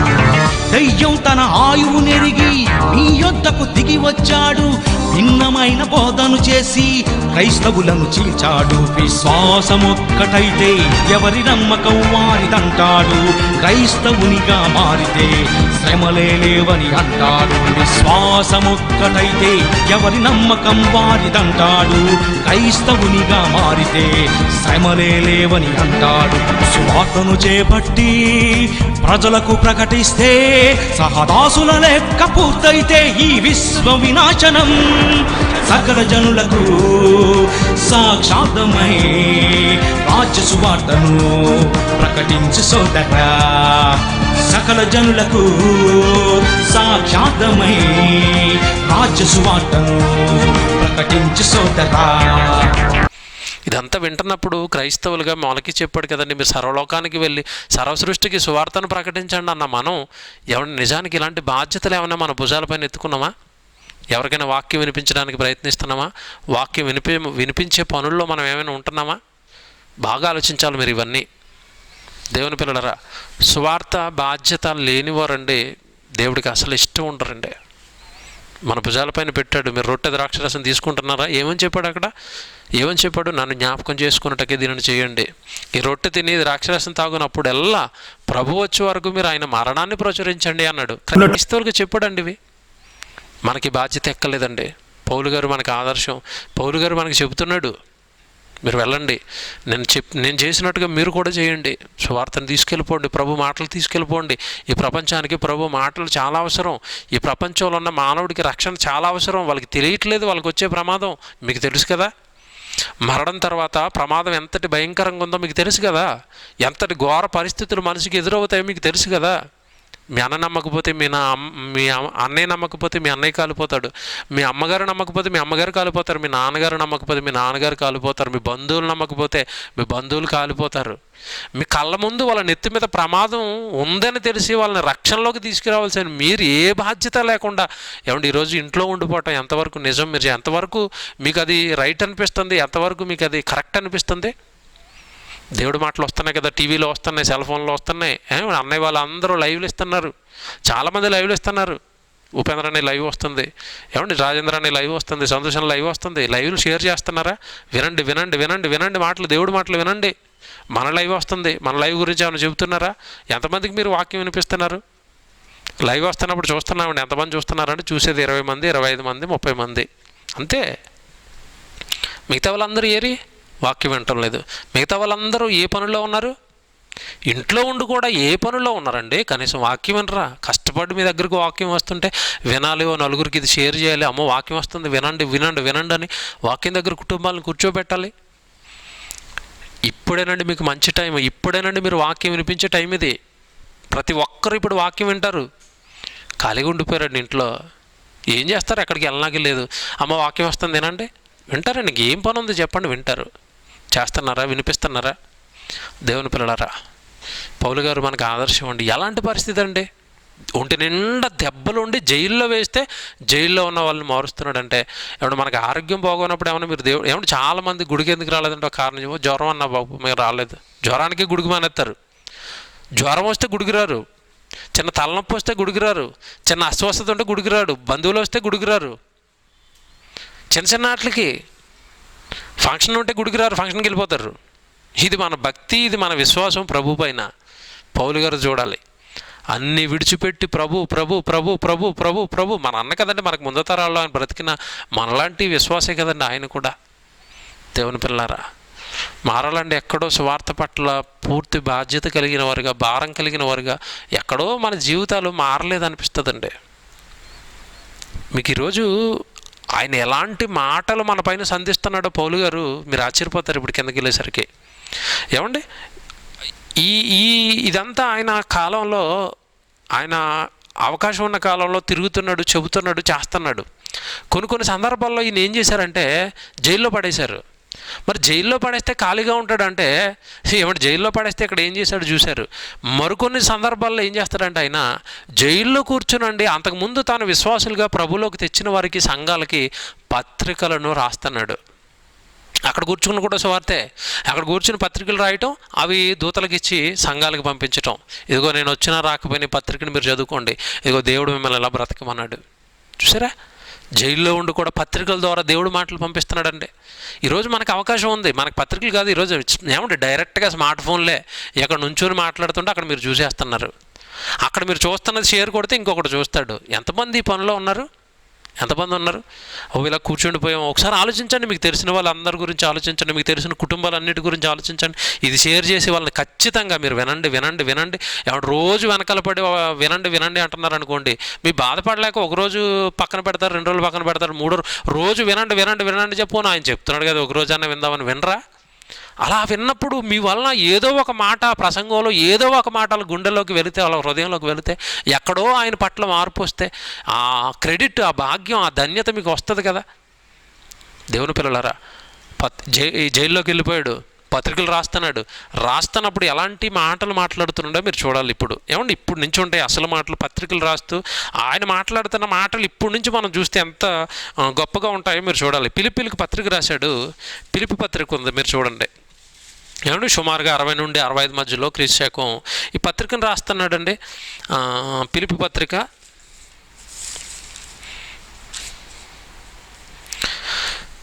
ఒకసారి మీరు పిలిపి పత్రిక 1వ అధ్యాయం 19వ వచనం మీరు చూడండి. ఆయన మాట్లాడితే ఏమంటున్నాడు చూడండి. పిలిపి పత్రిక 1వ అధ్యాయం 19వ వచనం చూడండి ఒకసారి ఏమంటున్నాడు. మరి నేను ఏ విషయములోనూ సిగ్గుపడక ఎప్పటి వలె ఎప్పుడును పూర్ణ ధైర్యముతో బోధించుట వలన నా బ్రతుకు మూలముగానైనను సరే, చావు మూలముగానైనను సరే, క్రీస్తు నా శరీరమందు ఘనపరచబడునని నేను మిగుల నిరీక్షించుచున్నాను అంటున్నాడు. ఏం మాటలండివి? మళ్ళీ చదువుతున్నాను 19 ప్రారంభం నుంచి. మరియు నేను ఏ విషయంలోనూ సిగ్గుపడక అంటున్నాడు. సువార్త విషయంలో నాకు సిగ్గేం లేదు. నేను ఈ మాట చెప్తే వాళ్ళు ఏమనుకుంటారో, నేను యేసుప్రభుని ప్రకటిస్తున్నాను అంటే వాళ్ళు ఏమనుకుంటారో, నేను యేసుప్రభుని నమ్ముకున్నానంటే వాళ్ళు ఏమనుకుంటారో. చాలామందికి సిగ్గు ఉంటుంది. ఇంకా యేసుప్రభుని ఆ మాటలు నమ్ముకోండి అని చెప్పడానికి సిగ్గు అండి. యేసుప్రభు గురించి వినండి అని చెప్పడానికి సిగ్గు. ఎందుకు సిగ్గుపడుతున్నారు? రక్షణలోకి వచ్చారు, మీరు రక్షకుడిని నమ్ముకున్నారు, సృష్టికర్త దగ్గరకు వచ్చి మీరు సిగ్గుపడతారంటే వాళ్ళు సిగ్గుపడాలి రానందుకు, వాళ్ళు సిగ్గుపడాలి ప్రభుని నమ్ముకోనందుకు. చాలామందిలో ఇది చూస్తాం, సిగ్గు వీడియో దేవుడి గురించి చెప్పడానికి మాట్లాడరు. నేను సిగ్గుపడక, అందుకే అంటున్నాడు ఈ మాటలో, నేను సిగ్గుపడను మరియు నేను ఏ విషయంలోనూ సిగ్గుపడక ఎప్పటి వలె ఇప్పుడును. చూసారు ఈ మాటలు ఏంటంటే ఎప్పటి వలె ఇప్పుడును ప్రభు మాట. నేను ఎప్పుడునూ తండ్రికి ఇష్టమైన కార్యాలు ఉంటాను అన్నాడు. అదే సేమ్ లక్షణాలండి, అదే పనులు, అదే నిష్ఠత ఎవడు నిజానికి పౌలు గారిలో మనకు కనపడుతుంది. ఎప్పటి వలె ఇప్పుడును పూర్ణ ధైర్యముతో బోధించుట వలన నా బ్రతుకు మూలముగానైనా సరే, నా చావు మూలముగానైనా సరే, క్రీస్తు నా శరీరమందు ఘనపరచబడాలి. అంతే. నేను బ్రతుకుంటూ ప్రకటిస్తాను. ఒకవేళ నేను ప్రకటిస్తున్నప్పుడు నన్ను చంపేశారనుకోండి, క్రీస్తుకు ఒక అతసాక్షిగా నా జీవితం సాక్ష్యం వెళ్ళిపోద్ది. అలా కూడా క్రీస్తుకు మహిమే వస్తుంది. అదిగో నా కొరకు ఒక అతను చనిపోయాడని నా గురించి అతసాక్షిగా, యేసుక్రీస్తుల వారికి అతసాక్షిగా నా చావును బట్టి దేవుడికి ఘనత వస్తుంది. బ్రతుకుంటే ప్రకటిస్తాను, చంపేస్తే చచ్చిపోతాను. ఎందుకంటే చావు అయిపోయిందంటే నా పని అయిపోయింది, రెస్ట్లోకి వెళ్ళిపోతాను.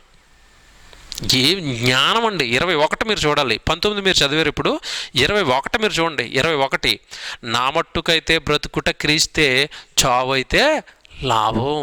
బ్రతికితే క్రీస్తు. ఇక్కడ ఒక మాట ఉంది, నా మట్టుకైతే బ్రతుకుట క్రీస్తే అన్నాడు. ఈ మాట చిన్న మాట కాదు, దీన్ని విడగొడతాను, మీకు ఇప్పుడు అర్థమవుతుంది. నా మట్టుకైతే బ్రతుకుట క్రీస్తే అంటే పౌలు గారు బ్రతికితే ఎవరి కోసం బ్రతుకుతాడు అంటే క్రీస్తు కోసం బ్రతుకుతాడు.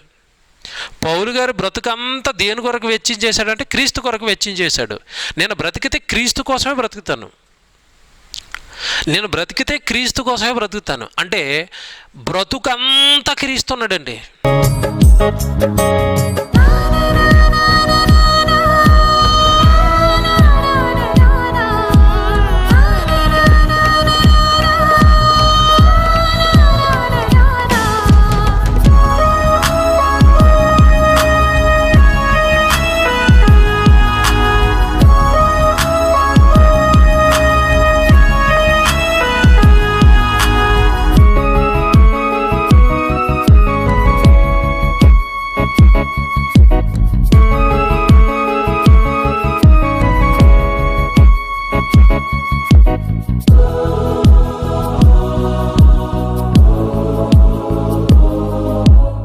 ఎందరో భక్తులున్నా పరదైసుకే చేరుకున్నా, పరలోకమందరం కలిసి రావాలనే రాసాడా దేవుడు. ఎందరో భక్తులున్నా పరదైసుకే చేరుకున్నా, పరలోకమందరం కలిసి రావాలనే ఉంచాడా దేవుడు. ఈ లోకమే మనకు యాత్రని, పరలోకమే మన నివాసమని, దేవుని సేవలో మరణిస్తే విశ్రాంతని తెలుసుకో మానవా. నీ తండ్రిని చేరుకోవా, తెలుసుకో మానవా. తండ్రి ఆశను తీర్చిపోవా, తరతరముల నుండి నివాస స్థలము దేవుడని తెలుసుకోవా.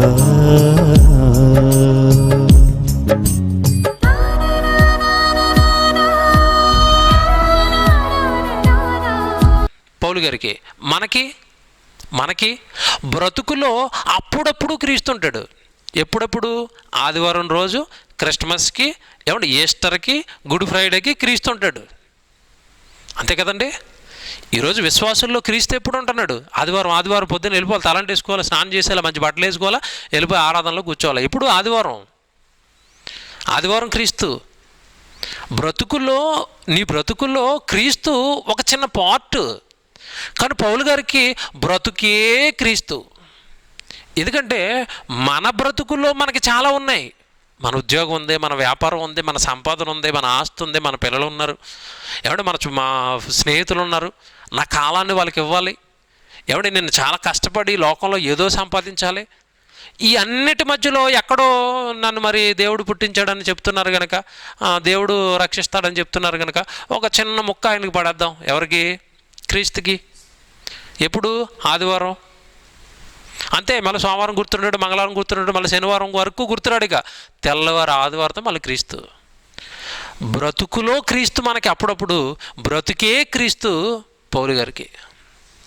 నేను బ్రతికేదే క్రీస్తు కోసం, నేను బ్రతికేదే క్రీస్తు కొరకు, నేను బ్రతుకున్నదే క్రీస్తు కోసం, చచ్చిపోతా ఆయన కోసం చచ్చిపోతాను. ఇప్పుడు మన పాఠం మీకు ఎప్పుడు బుర్రలో ఉండాలి. నేను క్రీస్తుని పోలి నడుచుకున్నాను, మీరు నన్ను పోలి నడుచుకోండి. అంటే నా బ్రతుకులో ఎప్పుడూ క్రీస్తే ఉన్నాడు, మీ బ్రతుకుల్లో ఎప్పుడూ క్రీస్తే ఉండాలి. మీరు ఎంతమందికి ప్రకటిస్తున్నారు? మీరు ఎంతమందిని ఇప్పటి వరకు మీరు బాప్తీసం తీసుకున్న తర్వాత, మీరు విశ్వాసంలోకి వచ్చిన తర్వాత ఎంతమందిని మీరు క్రీస్తు వైపు మళ్ళించారు? మీ జీవితాన్ని ఇచ్చి, మీ టైంనిచ్చి, మీ డబ్బులనిచ్చి, మీరు ఖర్చు పెట్టి, మీ ఊర్లో గ్రామాల్లో సువార్త చెప్పి ఎంతమందిని ప్రభు వైపు మళ్ళించేశారు మీ జీవితాన్ని ఉపయోగించి? మీరు చెప్పండి. దేవుని పిల్లలారా, ఇలాంటి దేవుడికి పనికిరాని, దేవుడి పనికి ఉపయోగపడని జీవితాలు చాలా చిరాకండి. దేవుడికి ఇష్టం ఉండరు. పనిచేసిన లోకంలో కూడా మీరు చూడండి, పిల్లల్లో చూడండి, చిన్న కుటుంబంలో ఒక 4 ఉన్నారనుకోండి, కుమారులు. ఒకడేమో చక్కగా ఉద్యోగం చేస్తాడు, కుటుంబానికి ఉపయోగపడుతూ ఉంటాడు. ఒకడు ఆవరాగా రోడ్డు మీద తిరిగి వస్తూ ఉంటాడు. వాళ్ళిద్దరి విషయంలో తండ్రి ఏమంటాడు చెప్పండి? వీడు పెద్దవాడు అంటే చాలా ఇష్టం అండి, కుటుంబం పట్ల వాడికి చాలా బాధ్యత అండి, పని చేస్తాడండి కష్టపడి, మా కుటుంబానికి వాడు ఆసరా అయ్యాడండి. వీడు చిన్నవాడు వెదవండి, ఆవరాగా తిరుగుతాడండి. పని చేయని వాడిని నువ్వే తిడుతున్నావు కదా. మరి ప్రభు కొరకు నువ్వు పని చేయనప్పుడు నిన్ను మెచ్చుకుంటాడా? ప్రభు కొరకు ఏ పని నీ జీవితంలో నువ్వు పెట్టుకోనప్పుడు నిన్ను మెచ్చుకుంటాడా? మీరు నన్ను పోలి నడుచుకోండి, మీరు నన్ను పోలి నడుచుకోండి. నా జీవితాన్ని చూడండి. పౌలు గారి జీవితం ఏం ధైర్యం ఇస్తుందండి మనకి. పౌలు గారి జీవితం ఏం నేర్పుతుందండి మనకి పాఠాలు. ఇంకా మీరు పిలుపు పత్రిక ఇది మొదటి అధ్యాయం చదివారు కదా, ఇప్పుడు 27 నుంచి మీరు చదవాలి. పిలుపు పత్రిక ఇదే అధ్యాయము 27 నుంచి మీరు చదివితే ఆయన మాటలు ఎంత స్పష్టంగా పని గురించి మాట్లాడుతున్నాడో, మనకేం చెప్తున్నాడో పౌలు గారు చూడాలి. మనకి చెప్తున్నాడు ఇప్పుడు. ఏమంటే 27 నుంచి మీరు చూస్తే, నేను వచ్చి మిమ్మల్ని చూచినను రాకపోయినను మీలో మీరు ఏ విషయములోనూ ఎదురించు వారికి బెదరక అందరూ ఒక్క భావముతో సువార్త విశ్వాస పక్షమున పోరాడుచు, చాలా చెప్తున్నాడు, కామాలు పెట్టుకుంటూ వెళ్ళిపోతున్నాడు. ఏమంటే నేను వచ్చినా రాకపోయినా మీరు అందరూ ఎదిరించే వాళ్ళకి మీరు బెదరకూడదు అన్నాడు. కామా. సువార్త విషయంలో ఎవరికి భయపడకూడదు. కామా. ఆ తర్వాత అందరూ ఒక్క భావంతో విశ్వాస పక్షాన్ని మీరు అందరూ పోరాటాలు చేయాలి. కామా. ఆ తర్వాత అంటున్నాడు, ఏక మనస్సు గలవారై నిలిచి ఉన్నారని నేను మిమ్మల్ని గూర్చి వినులాగున మీరు క్రీస్తు సువార్తకు తగినట్లుగా ప్రవర్తించండి. ఒక్కరిగా ఉండాలి, ఒకటిగా ఉండాలి, మీ మనసులన్నీ ఒకటై ఉండాలి, సంఘం అంతా ఒకే దాటిపైన ఉండాలి, సంఘం అంతా ఒకే మాట పైన నడవాలి, ఒకే భావంతో మీరు అంతా ఉండాలి సువార్త విషయంలో అన్నాడు. ఆ తర్వాత అంటున్నాడు, మీరు క్రీస్తు సువార్తకు తగినట్లుగా మీరు ప్రవర్తించుడి, అట్లు మీరు బెదిరకుండుట వారికి నాశనమును మీకు రక్షణయును కలుగుటకు సూచనయ్యి ఉన్నది. చూసారా, ఎదిరించే వారికి భయపడిపోతే, ఏదో డామ్ డూమ్ డకర్ అనే వాడికి భయపడిపోతే మీరేమి నా పిల్లలు అవుతారు, మీరేమి ధైర్యవంతులు అవుతారు. మీరు అలా ఎదిరించే వారికి మీరు ఎప్పుడైతే భయపడకుండా ఉంటారో, మీరు అలా నిలబడటం మీకు రక్షణ, వాడికి నాశనం. ఎంత మంచి మాటలండి. ఏమంటే బెదరకుండుట వారికి నాశనమును మీకు రక్షణ కలుగుటకు సూచన అయి ఉన్నది, ఇది దేవుని వలన కలుగుతుంది. దేవుడే రేపుతాడాలని మనకి ఆటంకంగా. ఎందుకంటే ఆడు పోవాలి, మనం రక్షించబడాలి. వాడు బెదిరించకపోతే మీకు పని ఎక్కడిది? వాడు ఆపకపోతే మీకు శ్రమలు ఎక్కడి? వాడు మిమ్మల్ని కష్టపెట్టకపోతే మీకు దేవుడి పక్షాన కష్టాలు ఎక్కడవి? రేగుతారు వాళ్ళు. ఇది దేవుడి వలన కలుగుతుంది. అది ఇది దేవుని వలన కలిగింది, ఇది దేవుని వలన కలిగింది. ఈ మాట నమ్మాలి మనం. ఆ తర్వాత అంటున్నాడు, ఇది దేవుని వలన కలిగినదే. 29, ఎలయనగా మీరు నా యందు చూచినట్టు, ఇవి జాగ్రత్తగా వినాలి ఈ మాటలు, మీరు నా యందు చూచినట్టు నా యందు ఉన్నదని మీరిప్పుడు వినుచున్నట్టు పోరాటము మీరును కలిగి ఉన్నందున. చూసారా, నేను ఇప్పుడు పోరాడుతున్నాను సువార్త కోసం, నేను ఇప్పుడు దెబ్బలు తింటున్నాను, నేను చాలామంది ఎదిరిస్తున్నాను, ప్రభువుని నమ్ముకున్న వాళ్ళని ప్రతి ఒక్కడికి ప్రభు గురించి చెబుతున్నాను. ఆ పనిలో నేను చాలా కష్టపడుతున్నాను, చాలా పోరాటాలు చేస్తున్నాను. ఆ పోరాటాలు, ఆ శ్రమలు మీకు ఉన్నాయి, మీకును కలిగి ఉన్నందున. మీకు కూడా ఉన్నాయి అవి. ఏమండి, ఇప్పటి వరకు క్రైస్తవ్యానికి ఈ మాటలు చెప్పలేదండి చాలామంది. ప్రభువుని నమ్ముకోండి మీకు ఆశీర్వాదాలు వస్తాయి, ప్రభువుని నమ్ముకోండి మీకు సుఖాలు వస్తాయి, ప్రభువుని నమ్ముకోండి మీకు పిల్లలు పుడతారని చెప్పారు తప్ప ప్రభువుని నమ్ముకుని ప్రభు కోసం కష్టాలు పడడానికి బోధ చేయలేదండి. కారణం ఏంటంటే పత్రికల్లో పౌలు గారు చెప్పినవి ఇంకా అర్థం కాలేదండి. పౌలు గారి పత్రికలు ఇంకా అర్థం కాలేదు. ఎందుకంటే పౌలు గారి పత్రికల్లో మహాజ్ఞానం ఉంది. మీరు వినుచున్నట్టు ఈ పోరాటం మీకు ఉంది. నేనేదో పోరాటేశాను. చాలామంది ఏమంటారంటే వాళ్ళు భక్తులండి, వాళ్ళు చేశారు, మరి మీరు చేయరా? మరి నువ్వెందుకున్నావు? నువ్వు భక్తుడు కాదా? నీకు ఆయనకున్నట్టు 2 చేతులు లేవా? నీకు ఆయనకున్నట్టు 2 కాళ్ళు లేవా? నీకు మేధస్సు లేదా? నీకు చూపు లేదా? నీకు చెవులు లేవా? నీకు నోరు లేదా దేవుడి గురించి మాట్లాడడానికి? నువ్వు సంపాదించుకోవట్లేదా ఖర్చు పెట్టడానికి దేవుడి కోసం? దేవుడు పిల్లలరా, ఏదో ఎక్కడోనండి అరకొరక భక్తితో అడ్జస్ట్ అయిపోతున్న జీవితాలు అండి ఇవి. పూర్తిగా దిగలేదు దేవుళ్ళలోకి. అరకొరక భక్తితో అలా అల్లాడుతున్న జీవితాలు ఇవి. మీరును అన్నాడు, క్రైస్తవులతో చెప్తున్నాడు, మీరును కలిగి ఉన్నారు. ఈ పోరాటం మీరును కలిగి ఉన్నారు. 30వ వచనం చదువుతున్నాను, క్రీస్తునందు విశ్వాసముంచుట మాత్రమే గాక. జాగ్రత్తగా వినాలి. క్రీస్తునందు విశ్వాసముంచుట మాత్రమే గాక ఆయన పక్షమున శ్రమపడుటయు ఆయన పక్షమున మీకు అనుగ్రహింపబడింది. చూసారా, విశ్వాసం ఉంచితే సరిపోదు, ఆయన పక్షాన మీరు శ్రమపడ్డానికి కూడా మీరు నియమింపబడ్డారు. ఆ శ్రమ పడాలి మీరు. ఏమంటే చాలామంది నాకు అప్పుడప్పుడు చెబుతూ ఉంటారండి, ఏమన్నా మా ఊర్లో పలానా డేట్లో లేదంటే పలానా నెలలో మేము మీటింగ్ పెట్టాలనుకుంటున్నాం అంటారు. అన్న తర్వాత వీళ్ళు ఏం చేస్తారంటే అక్కడ ఉన్న స్థానికంగా ఉన్న వాళ్ళని అడగటం, ఆ స్థానికంగా ఉన్న వీళ్ళు బంధువులను అడగటం. ఏమండి, వాళ్ళు ఎప్పుడైతే వద్దు వాళ్ళ వాక్యం వద్దు, వాళ్ళు కొంచెం గట్టిగా చెప్తారు, వాళ్ళు ఖండితంగా చెప్తారు అనేసరికి వాళ్ళు ఏదో బెదిరించేసరికి అంటే చాలామంది మీటింగ్ని ఆపేస్తారు. ఆ పాస్టర్లు ఒప్పుకోవట్లేదన్నా, మా వాళ్ళు ఒప్పుకోవట్లేదన్నా. ఒప్పుకోకపోతే నిలబడి ఢీ కొట్టి అక్కడ సువార్తను చెప్పించలేవా? చాలామంది మాటలు వింటున్నప్పుడు అండి మాకు ఎలా ఉంటుందంటే, ఇదేమి విశ్వాసం వెళ్ళదు, ఇదేం పిరికితాను, మా వాళ్ళు ఒప్పుకోవట్లేదు, మా ఊరు పాస్టర్ గారు ఒప్పుకోవట్లేదు, మా ఊరి పెద్దలు ఒప్పుకోవట్లేదు. ఒప్పుకోకపోతే నిలబడి అక్కడ నీకు రైట్ లేదా? నీకు హక్కు లేదా? ఆ హక్కును ఉపయోగించుకుని ప్రభువుని అక్కడ నిలబెట్టవా? ఆ హక్కును ఉపయోగించుకుని ప్రభువుని అక్కడ ప్రకటించవా? చాలామంది వెనక్కి వెళ్ళిపోతారండి. వెనక్కి వాళ్ళు ఏదో అనేసరికి వద్దు బాబా వాళ్ళు వద్దు అంటున్నారు. ఇదేం క్రైస్తవ్యం అండి? ఇది ఎక్కడ ధైర్యం అండి దేవుడి పక్షాన? మీకు నేను ఎలాగైతే వద్దన్న ప్రతి చోట ఢీ కొట్టి ప్రభుని తీసుకెళ్ళిపోతున్నానో, ఇదిగో మీకు ఆ బాధ్యత ఉంది. నిలబడండి, మీరు అక్కడ విజయం ఇస్తాడండి మీకు. నిలబడండి అక్కడ, మీరు వద్దన్న చోట మీరు నిలబడండి. అక్కడ ఎవరో ఆయనకి పిల్లలు ఉన్నారండి, అందుకు సాతాను మిమ్మల్ని బెదిరిస్తుందండి అక్కడ పెట్టనివ్వకుండా. మీరు వెనక్కి వెళ్ళిపోతే ఆయన పిల్లలు ఆయన దగ్గరికి రారండి. మీకు మనకు అర్థం కావాలండి, దేవుడు అర్థం కావాలి మనకి. ఎక్కడ దేవుడికి పని ఉంటుందో, ఎక్కడ దేవుడి పిల్లలు ఉంటారో అక్కడ సాతాను తిష్ట వేసుకుని కూర్చొని మీరు అక్కడ వాక్యం చెప్పించనివ్వకుండా, మీరు అక్కడ వాక్యం చెప్పనివ్వకుండా మిమ్మల్ని ఆటంకపరుస్తుంది. అది ఆటంకపరిచే దాన్ని ఎదుర్కొని అక్కడ ఢీకొట్టి నిలబడితే అక్కడ కొంతమంది పిల్లలు వాక్యం విని రక్షణలోకి వస్తారు. ఇవేమి తెలియదండి చాలామందికి. పరిపూర్ణమైన వాక్య జ్ఞానం లేకపోవటం వలన చిన్న తాటకు చప్పుళ్ళకి అక్కడి నుంచి పని చేయకుండా మాకా మార్చేస్తూ ఉంటారు, వెళ్ళిపోతూ ఉంటారు అక్కడి నుంచి పని చేయకుండా. వద్దండి, సువార్త పక్షాన మీరు పోరాడాలి. అది మీకు విశ్వాసం ఉంచటం మాత్రమే కాకుండా శ్రమలు పడడానికి కూడా దేవుడు మిమ్మల్ని నియమించాడు, ఎన్నుకున్నాడు. పడరా శ్రమలు.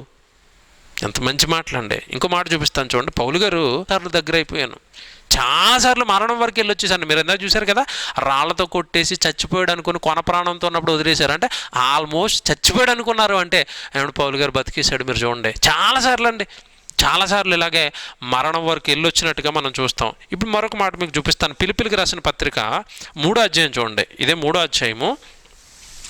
ఫిలిప్పీలకు రాసిన పత్రిక 3వ అధ్యాయం అండి, 10వ వచనం. ఫిలిప్పీలకు రాసిన పత్రిక 3వ అధ్యాయము 10వ వచనం అండి. ఏ విధము చేతనైనను ఈ మాటలు చూడండి ఎంత బాగుంటాయి. పిలిపిలికి రాసిన పత్రిక 3:10 ఏ విధము చేతనైనను మృతులలో నుండి నాకు పునరుత్థానము కలగవలనని. చూసారా, చచ్చిపోయిన తర్వాత నేను తిరిగి లేవాలి అని, యేసుప్రభు రాకడలో నేను తిరిగి జన్మించాలి, తిరిగి లేవాలి అని. మృతుల పునరుత్థానం అంటే నేను తిరిగి లేవాలి, నాకు జీవితం కావాలి అంటే నేను ప్రభు కోసం కష్టపడాలి. మీకు జీవితం కావాలంటే మీరు ప్రభు కోసం కష్టపడాలి. అంత మంచి మాట అండి ఇది. ఏ విధము చేతనైనను మృతుల్లో నుండి నాకు పునరుత్థానం కలగవలనని ఆయన మరణము విషయంలో సమాన అనుభవం గలవాడనై అన్నాడు. చూసారా, ఆయన మరణం విషయంలో సమాన అనుభవానికి వెళ్ళిపోయాను. ఎందుకంటే చాలాసార్లు కొన ప్రాణంతో ఇంక చచ్చిపోతాను అనిపించుకుని బయటకు వచ్చాను. నాకు మరణం యొక్క అనుభవం ఉంది. ప్రభు ఎలాగైతే మరణాన్ని అనుభవించాడో ఆ అనుభవానికి దగ్గరగా వెళ్ళొచ్చాను. సమాన అనుభవం ఉంది నాకు కూడా. ఎంత మంచి మాట అండి. ఏమంటే మళ్ళీ చదువుతున్నాను. ఏ విధము చేతనైనా నాకు పునరుత్థానం కలగవలన ఆయన మరణం విషయంలో సమాన అనుభవం గలవాడనై ఆయన పునరుత్థానమును ఎరుగు నిమిత్తము ఆయన శ్రమలలో పాలివాడగుట ఎట్టుతో ఎరుగు నిమిత్తము సమస్తమును నష్టపరుచుకొని వాటిని పెంటతో సమానంగా ఎంచుకొనుచున్నాను. చూసారా, ఎంత మంచి మాటలండి. ఆయన శ్రమల్లో ప్రభు ఎలాగైతే శ్రమలు పడ్డాడో నేను అలా శ్రమలు పడ్డాను. ప్రభు ఎలాగైతే ప్రాణం పెట్టడానికి సిద్ధపడిపోయి ప్రాణం పెట్టేశాడో నేను కూడా ఆ మరణం వరకు వెళ్ళి దేవుడి కృప వలన మళ్ళీ వెనక్కి తిరిగి సమాన అనుభవం ఉంది నాకు మరణం విషయంలో కూడా. ఇవన్నీ వింటున్నప్పుడు ఏమనిపిస్తుందండి? ఒకసారి మీ జీవితాన్ని ప్రభువులో పరీక్షించండి. ఒకసారి మీ జీవితాన్ని స్వార్థ ప్రకటనలో ఇప్పటి వరకు ఒకసారి మీ జీవితాన్ని ఊహించుకోండి. మీరు క్రీస్తుని పోలి నడుచుకోండి అంటే, మీరు నన్ను పోలి నడుచుకోండి అని పౌలు గారు అంటే, నేను క్రీస్తుని పోలి నడుచుకున్నాను, మీరు నన్ను పోలి నడుచుకోండి అంటే, నిజానికి మనం ఎవరమండి అలాగా నడుచుకుంటున్నాం? నడుచుకోవటం అంటే మాటలు విని మాటలు చెప్పడం కాదండి. నడుచుకోవటం అంటే క్రియలు. నువ్వు నడుస్తున్నావు, ఆ మాటల ప్రకారం నడుస్తున్నావు అనేది మనకి దేవుడికి ఎప్పుడు అర్థమవుతుందంటే ఆ మాట నీ జీవితంలో క్రియ జరిగిస్తున్నప్పుడు, నువ్వు పని చేస్తున్నప్పుడు వీడు దేవుడి కోసం నడుస్తున్నాడంటే. పని మా వాడు నా మాట వింటలేదని అంటాడు తండ్రి. అంటే అర్థం ఏంటి?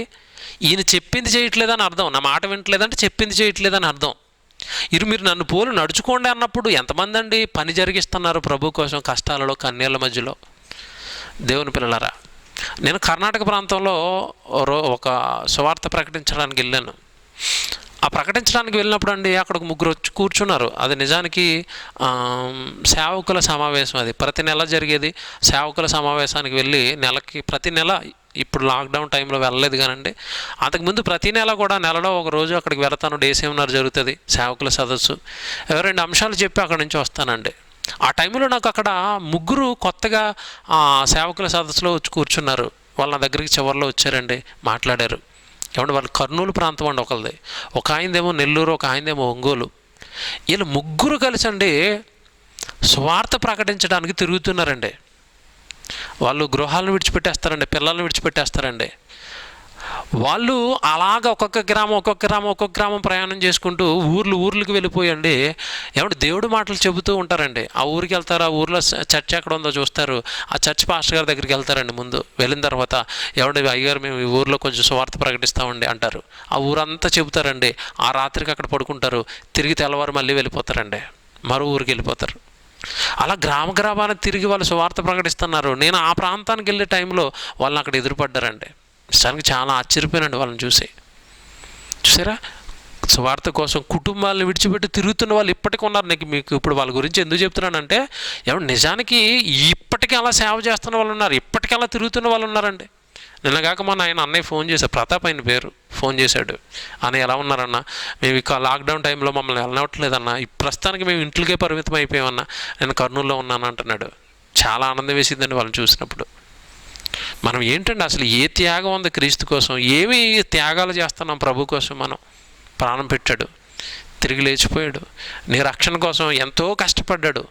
నువ్వు నీ సహోదరులను అలా రక్షించడం కోసం నువ్వు ఏమైనా కష్టపడుతున్నావు? ఆయన్నే ధరించుకున్నావు కదా, ఎంతో కష్టపడ్డాడు కదా నీ కోసం, నా కోసం. మన పరిస్థితి ఏంటండి ఈరోజు?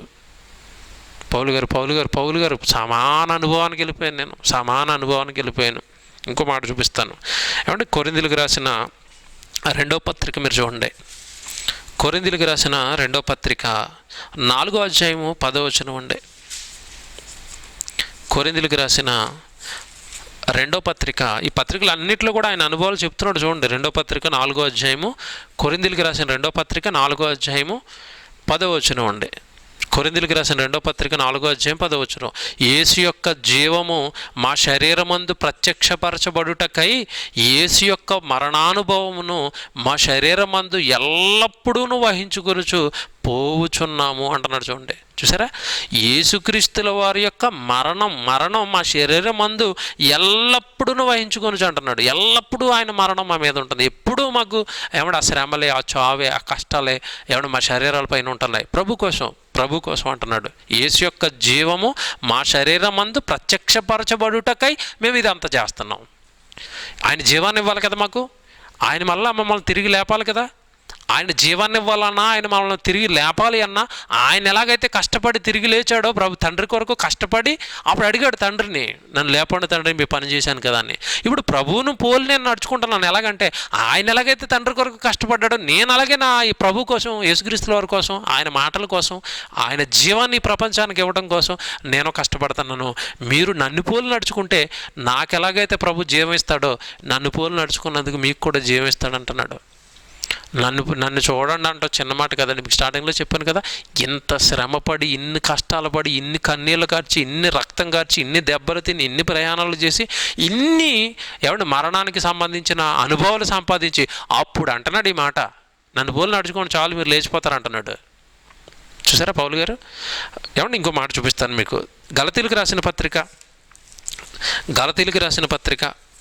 2వ అధ్యాయము, గలతీ పత్రిక 2వ అధ్యాయము 20వ వచనం అండి. గలతీయులకు రాసిన పత్రిక 2వ అధ్యాయం 20వ వచనం, నేను క్రీస్తుతో కూడా సిలువ వేయబడి ఉన్నాను. ఇదేంటిది? నేను క్రీస్తుతో కూడా సిలువ వేయబడి ఉన్నాను. పౌలు గారిని ఎప్పుడంటే సిలువ వేశారు? నేను క్రీస్తుతో కూడా సిలువ వేయబడి ఉన్నాను. ఇకను జీవించువాడను నేను కాదు, క్రీస్తే నా యందు జీవించుచున్నాడు. నేను ఇప్పుడు శరీరమందు జీవించుచున్న జీవితము నన్ను ప్రేమించి నా కొరకు తాను అప్పగించుకొనిన దేవుని కుమారుని యందలి విశ్వాసము వలన నేను జీవిస్తానని తప్ప నేను ఎప్పుడో చచ్చిపోయిన నిజానికి పాపాల చేత నా ప్రభువు నన్ను రక్షించాడు. నేను సిలువ వేయబడి ఉన్నాను. సిలువ అనగానే శ్రమలండి. ప్రభు కోసం ఎన్నో శ్రమలు పడుతున్నాను. దేవుని పిల్లలారా, పౌలు గారు చెప్తున్న మాటలు ఎన్ని మాటలండి. చాలా టైం పడుతుందని అన్నీ చెప్పడానికి. కొన్ని మేము ముందుకు తెచ్చాను. ఒకటి తక్కువ 5 మారులు 40 దెబ్బలు తింటిని అంటాడు. ఒకటి తక్కువ 40 దెబ్బలు 5 మారులు తింటిని అంటాడు. అంటే 39. 5 సార్లు తిన్నాడంటే కొరడా దెబ్బలు. ఎన్నోసార్లు దిగంబరత్వంతో ఎన్నోసార్లు ఆ ఉపవాసాలతో ఉండిపోయాను. ఎన్నో మార్లు వాడపగిలి ప్రాణాపాయ స్థితిలో నేను ఉన్నాను. కొరింథీయులకు రాసిన 2వ పత్రిక 11వ అధ్యాయము 23 నుంచి అలాగ మీరు చదువుకుంటూ వెళ్ళిపోతే ఇవన్నీ చెబుతాడండి. ఆయన పడ్డ శ్రమలండి, ఆయన పడ్డ కష్టాలండి, ఆయన పడ్డ పెను ప్రమాదాల నుండి ఆయన తప్పించబట్టమండి ఆ అధ్యాయం అంతా. మనం చదువుతుంటేనే అలసిపోతామండి. అక్కడ చదువుతుంటేనే బాబు ఇన్ని కష్టాలు పడ్డాడని చివరిలో ఏమంటాడంటే ఇంకనూ అనేకములు కలవంటాడు. అవన్నీ చెప్పిన తర్వాత ఇన్ని శ్రమలు, ఇన్ని వేదనలు, ఇన్ని కష్టాలు క్రీస్తు కొరకు పౌలు గారు పడుతుంటే అసలు మనం ఏం చేస్తున్నాం? పూర్వ శ్రద్ధగా ఖాళీగా దేవుడు టైం ఇచ్చాడు కదా. ఇప్పుడైనా బైబిల్ చదివే వాళ్ళు ఉన్నారా? ఇప్పుడైనా పాఠాలు నేర్చుకునే వాళ్ళు ఉన్నారా? ఇప్పుడు ఉండరండి. ఏదో టైంపాస్ వెతుక్కుంటున్నారు. ఇప్పటికి కూడా టీవీ చూసేవాళ్ళు టీవీలు చూస్తున్నారు, వంటలు చేసేవాళ్ళు వంటలు చేస్తున్నారు, బొమ్మలు వేసేవాళ్ళు బొమ్మలు వేస్తున్నారు. ఎప్పుడు దొరకని టైం దొరికేసింది కదా. పాత స్నేహితులతో వాళ్ళు మరీ గుర్తు చేసుకుని వాళ్ళతో ఫోన్లు చేసి గంటల తరబడి మాట్లాడేవాళ్ళు, గంటల తరబడి. కొంతమంది ఫోన్లు చేస్తుంటే ఎప్పుడు ఎంగేజే. ఏం చేస్తున్నారంటే ఖాళీగా ఉన్నాం కదా, పాత స్నేహితులు అందరితోని మాటలు ముచ్చట్లు. ప్రభు కోసం ఏం లేదా? ఫోన్ చేసి ఏమన్నా ప్రభు కోసం చెప్పొచ్చు కదా. ఈరోజు విన్న సబ్జెక్ట్ రేపు ఎవరికైనా ఈ సబ్జెక్ట్ రేపు చెప్పొచ్చు కదా. చెప్పరండి. దేవుని పిల్లలారా, మనం ఎక్కడో వాళ్ళు పడ్డ కష్టాలకు దూరంగా ఉండిపోయాం. వాళ్ళు ప్రభు కోసం ఆలోచించిన ఆలోచనలకు మనం దూరంగా ఉండిపోయాం. ఇప్పటికీ వాళ్ళ ఆలోచనలు మనకి ఎక్కలేదు. చివరి మాట ఫిలిప్పీయులకు రాసిన పత్రిక 2వ అధ్యాయము, పౌలు గారు తాను ఎలా బ్రతికాడో తన చుట్టూ సువార్త పనిలో ఉన్న వాళ్ళని కూడా అలాగే తయారు చేశాడు. అందులో ఒక అతని గురించి నేను ఇప్పుడు మాట్లాడుతున్నాను. ఎపఫ్రోదితు అని ఉంటాడండి పౌలు గారు పక్కనే, జత పనివాడు, సహోదరుడు. అతన్ని ఎలా తయారు చేశాడో పౌలు గారు, నేను క్రీస్తుని పోలి నడుచుకున్నాను, మీరు నన్ను పోలి నడుచుకోండి అని చెప్పి ఆయన బ్రతుకున్న కాలంలోనే కొంతమందిని ఆయనలా తయారు చేశాడండి. ఫిలిప్పీయులకు రాసిన పత్రిక 2వ అధ్యాయం చివరి మాట. ఫిలిప్పీయులకు రాసిన పత్రిక 2వ అధ్యాయము 25 నుంచి మీరు చూడండి. పిలుపులకు రాసిన పత్రిక 2వ అధ్యాయం 25 నుంచి 30 వరకు చూద్దాం. మరియు నా సహోదరుడును, పౌలు గారు అంటున్నాడు, మరియు నా సహోదరుడును జతపనివాడునైనా నా తోడు యోధుడును మీ దూతయు నా అవసరమునకు ఉపచరించేవాడునైనా ఎపఫ్రోదీతును మీ వద్దకు పంపుటకు అగత్యమని అనుకుంటుని అతడు రోగి అయినని మీరు వింటిరు గనుక అతడు మిమ్మల్ని అందరినీ చూడ మిగులు ఆపేక్ష గలవాడై విచారపడుచుండెను. నిజంగా అతడు రోగి అయి చావునకు సిద్ధమై ఉండెను కానీ దేవుడు అతన్ని కనుకరించెను. అతనిని మాత్రమే గాక నాకు దుఃఖము మీద దుఃఖము కలుగుకుండుటక్కై నన్నును కనుకరించెను. కాబట్టి మీరు అతన్ని చూచి మరలా సంతోషించే నిమిత్తము నాకున్న దుఃఖము దక్కు నిమిత్తము అతనిని శీఘ్రముగా నీ మీదకి పంపిస్తున్నాడు. ఏంటంటే ఈ మాటలు ఏమర్థం అవుతుంది? నాకు దుఃఖం అంటున్నాడు, నాకు శ్రమ అంటున్నాడు, నాకు కష్టం అంటున్నాడు. ఏంటి పౌలు గారి జీవితంలో సుఖాలు లేవా, సంతోషాలు లేవా, ఆనందాలు లేవా అంటే లేవు. ఎందుకు లేవు అంటే ఇదిగో నేను ఆయన పోలు నడుచుకున్నాను అన్నాడు కదా. జీవితంలో ఆయనకు కూడా ఎక్కడ సుఖాలు లేవు. ఎవరికి? మనం ఈరోజు ఎవరినైతే ధరించుకున్నామో, ఎవరు మా రక్షకుడని మనం మాట్లాడుకుంటున్నామో యేసుక్రీస్తుల వారికి ఆయన ఏమన్నాడు? బ్రతికి తన జీవితకాలం అంతయు కన్నీళ్లతోనూ రోదనతోనూ తన జీవితాన్ని గడిపాడు అని ఎబ్రీ పత్రిక 5వ అధ్యాయం 10వ వచనంలో మనం చదువుకుంటాం. ఆయన జీవితం అలాగే ఉంది, పౌలు గారి జీవితం కూడా అలాగే ఉంది. నాకు దుఃఖం మీద దుఃఖం కలగకూడదని ఏదో దేవుడు నా మీద కూడా కనికరం చూపి తను బ్రతికించాడు అంటున్నాడు. ఎందుకంటే సేవలో చాలామంది అవసరం అండి. సేవ అనేది ఒక్కడితో జరిగేది కాదు, సహకారులు ఉండాలి. ఆ సహకారులుగా గొప్ప సహకారుడిని ఎపఫ్రోదీతుని దేవుడు నాకు ఇచ్చాడు, అనుగ్రహించాడు అంటున్నాడు. సేవ అనేదండి అందరు కలిసి చేసేదండి, సపోర్ట్ కావాలి. ఈరోజు నేను వాక్యం మీ దగ్గరికి మాట్లాడుతున్నానంటే చాలామంది పిల్లలు కష్టపడుతున్నారు. ఒక అతను రావటం, రికార్డింగ్ చేయడం, మరొక అతను దాన్ని అప్లోడ్ చేయడం, దాన్ని మీ దగ్గరికి తీసుకురావడం, నిమిషానికి వస్తుంది చూడండి అని గ్రూపుల్లో అలర్ట్లు పెట్టడం. ఎంతమంది సహోదరులు అండి, తమ్ముళ్ళు నా చుట్టూ కష్టపడుతుంటే నీ మాటలు మీ దగ్గరికి వస్తున్నాయి. చివరి మాట చూడండి, మీరు 29 అంటున్నాడు. 29 నా ఎడల మీ ఉపచర్యలో ఉన్న కొదువను తీర్చుటకై అతడు తన ప్రాణమునైనను లక్ష్య పెట్టక, చూసారా, అతడు తన ప్రాణమునైనను లక్ష్య పెట్టక క్రీస్తు యొక్క పని నిమిత్తము, బాగా వినాలి ఈ మాట, క్రీస్తు యొక్క పని నిమిత్తము చావునకు సిద్ధమై ఉండెను గనుక పూర్ణానందముతో ప్రభువునందు అతను చేర్చుకొని అట్టివారిని మీరు గనపరచండి అంటున్నాడు. చూసారా, అతడు క్రీస్తు పని నిమిత్తము చావునకైనను సిద్ధపడ్డాడు. పౌలు గారి దగ్గర ఉన్న జత పనివాడు, పౌలు గారు వెంట తిరిగినవాడు పౌలు గారిని చూశాడు, ఆయన చావుకు సిద్ధం అన్నాడు. ఆయన వెనకాల వచ్చిన ఎపఫ్రోదీతు కూడా అలాగే తయారైపోయాడండి. ఒక మాటలో చెప్పాలంటే ప్రాణాలను లెక్క చేయటం లేదు ప్రభు పని కోసం. ప్రాణాలనండి, లోకంలో ఇంతకంటే గొప్పది ఏముంది మీరు చెప్పాలి? లోకంలో ఈ రోజున్న ప్రపంచంలో ప్రాణం కంటే గొప్పదేముంది? ఆ ప్రాణాన్నే ప్రభు కొరకు, ఎప్పటికీ ఆ ప్రాణం సిద్ధం ప్రభు కొరకు అంటున్నారు వాళ్ళు. మరి మీలో అందరికీ సంబంధించిన మాటలండి ఇవి, ఇప్పుడు యూట్యూబ్ అందరూ సరి చేసుకునే మాటలు ఇవి. మీరు చేయవలసిందల్లా యూట్యూబ్లో CBT మియాపూర్ అని సెర్చ్ చేసినట్లయితే అద్భుతమైన మన ఆధ్యాత్మిక జీవితానికి అవసరమైన అనేక ప్రసంగాలు యూట్యూబ్లో వీక్షించవచ్చు. కనుక మా ఛానల్ని సబ్స్క్రైబ్ చేసుకుని ప్రక్కన బెల్ బటన్ నొక్కినట్లయితే ప్రతి అప్డేట్ నోటిఫికేషన్ ద్వారా క్రీస్తు కొరకు త్యాగాలకు ప్రయత్నించండి, క్రీస్తు కొరకు కష్టాలకు ప్రయత్నించండి, క్రీస్తు సువార్త కొరకు ఏదైనా చేయడానికి మీరు ముందుకు రండి. ప్రాణాన్ని లెక్క చేయలేదండి వాళ్ళు. మనం ఈరోజు మన కాలం ఇవ్వం, మన సమయం ఇవ్వం, మన కుటుంబాలను ఇవ్వం. ఏమి ఇవ్వనప్పుడు ప్రభుకి ఎలా ఘనత, ఏమి ఇవ్వనప్పుడు ప్రభు పని ఎలా ముందుకు సాగుతుంది? దేవుని పిల్లలారా, ఆలోచించండి, మంచి నిర్ణయాలు తీసుకోండి. సువార్తను ప్రకటించడానికి మీ జీవితాన్ని పనంగా ప్రభు కొరకు పెట్టండి. ప్రార్థన చేసుకుందాం. ప్రేమ కలిగిన మా తండ్రి, మరి ఇచ్చిన ఈ సమయంలో మరొక మంచి వాక్యం నేర్చుకోవడానికి మీరు ఇచ్చిన భాగ్యాన్ని బట్టి మీకు స్తుతులు చెల్లించుకుంటాం. విన్న మాటలను బట్టి హెచ్చరింపబడిన మేమందరం తండ్రి, మీ పని కొరకు, మీ మాటల వ్యాప్తి కొరకు, మా ప్రభు కొరకు, చివరికి మా ప్రాణాలను సైతం లెక్క చేయనంత విశ్వాసంలోనికి మమ్మల్ని పెంపొందించమని ప్రార్థిస్తూ, ఈ లోకాన్ని ఆశించక, లోకంలో ఉన్న వాటిని ఆశించక, కేవలం మీరు ఇవ్వబోయే పరలోకం వైపు మా ధ్యానాన్ని పెట్టుకుని బ్రతకడానికి మీ సహాయాన్ని ఇమ్మని మా ప్రభు యేసుక్రీస్తు వారి పేరటి ప్రార్థన బలి అడిగి వేడుకొనిచున్నాం తండ్రి. ఆమేన్.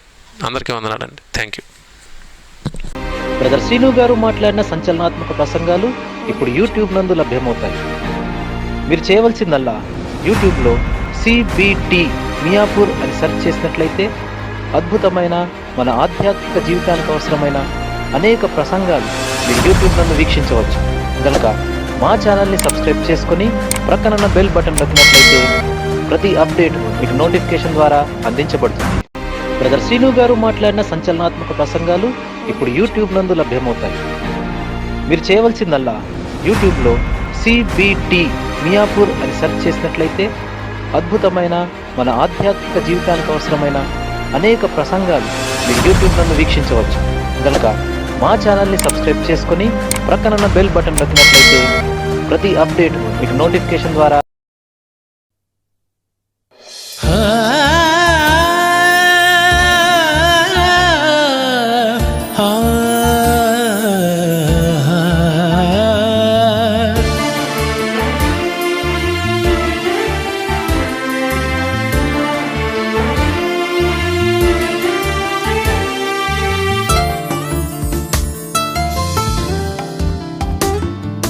మనిషెక్కడా వాని ముసుగెక్కడా, దేవుడు తనను తాను ఆలోచిస్తే బ్రతుకెక్కడా వాని బలమెక్కడా, దేవుడు ఒకసారి నిదురించాడంటే లోకమెరుగదే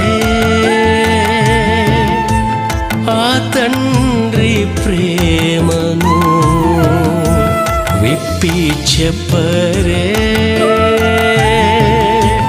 ఆ తండ్రి మనసును లోకమెరుగదే ఆ తండ్రి ప్రేమను విప్పి చెప్పరే ఆ తండ్రి మనసును.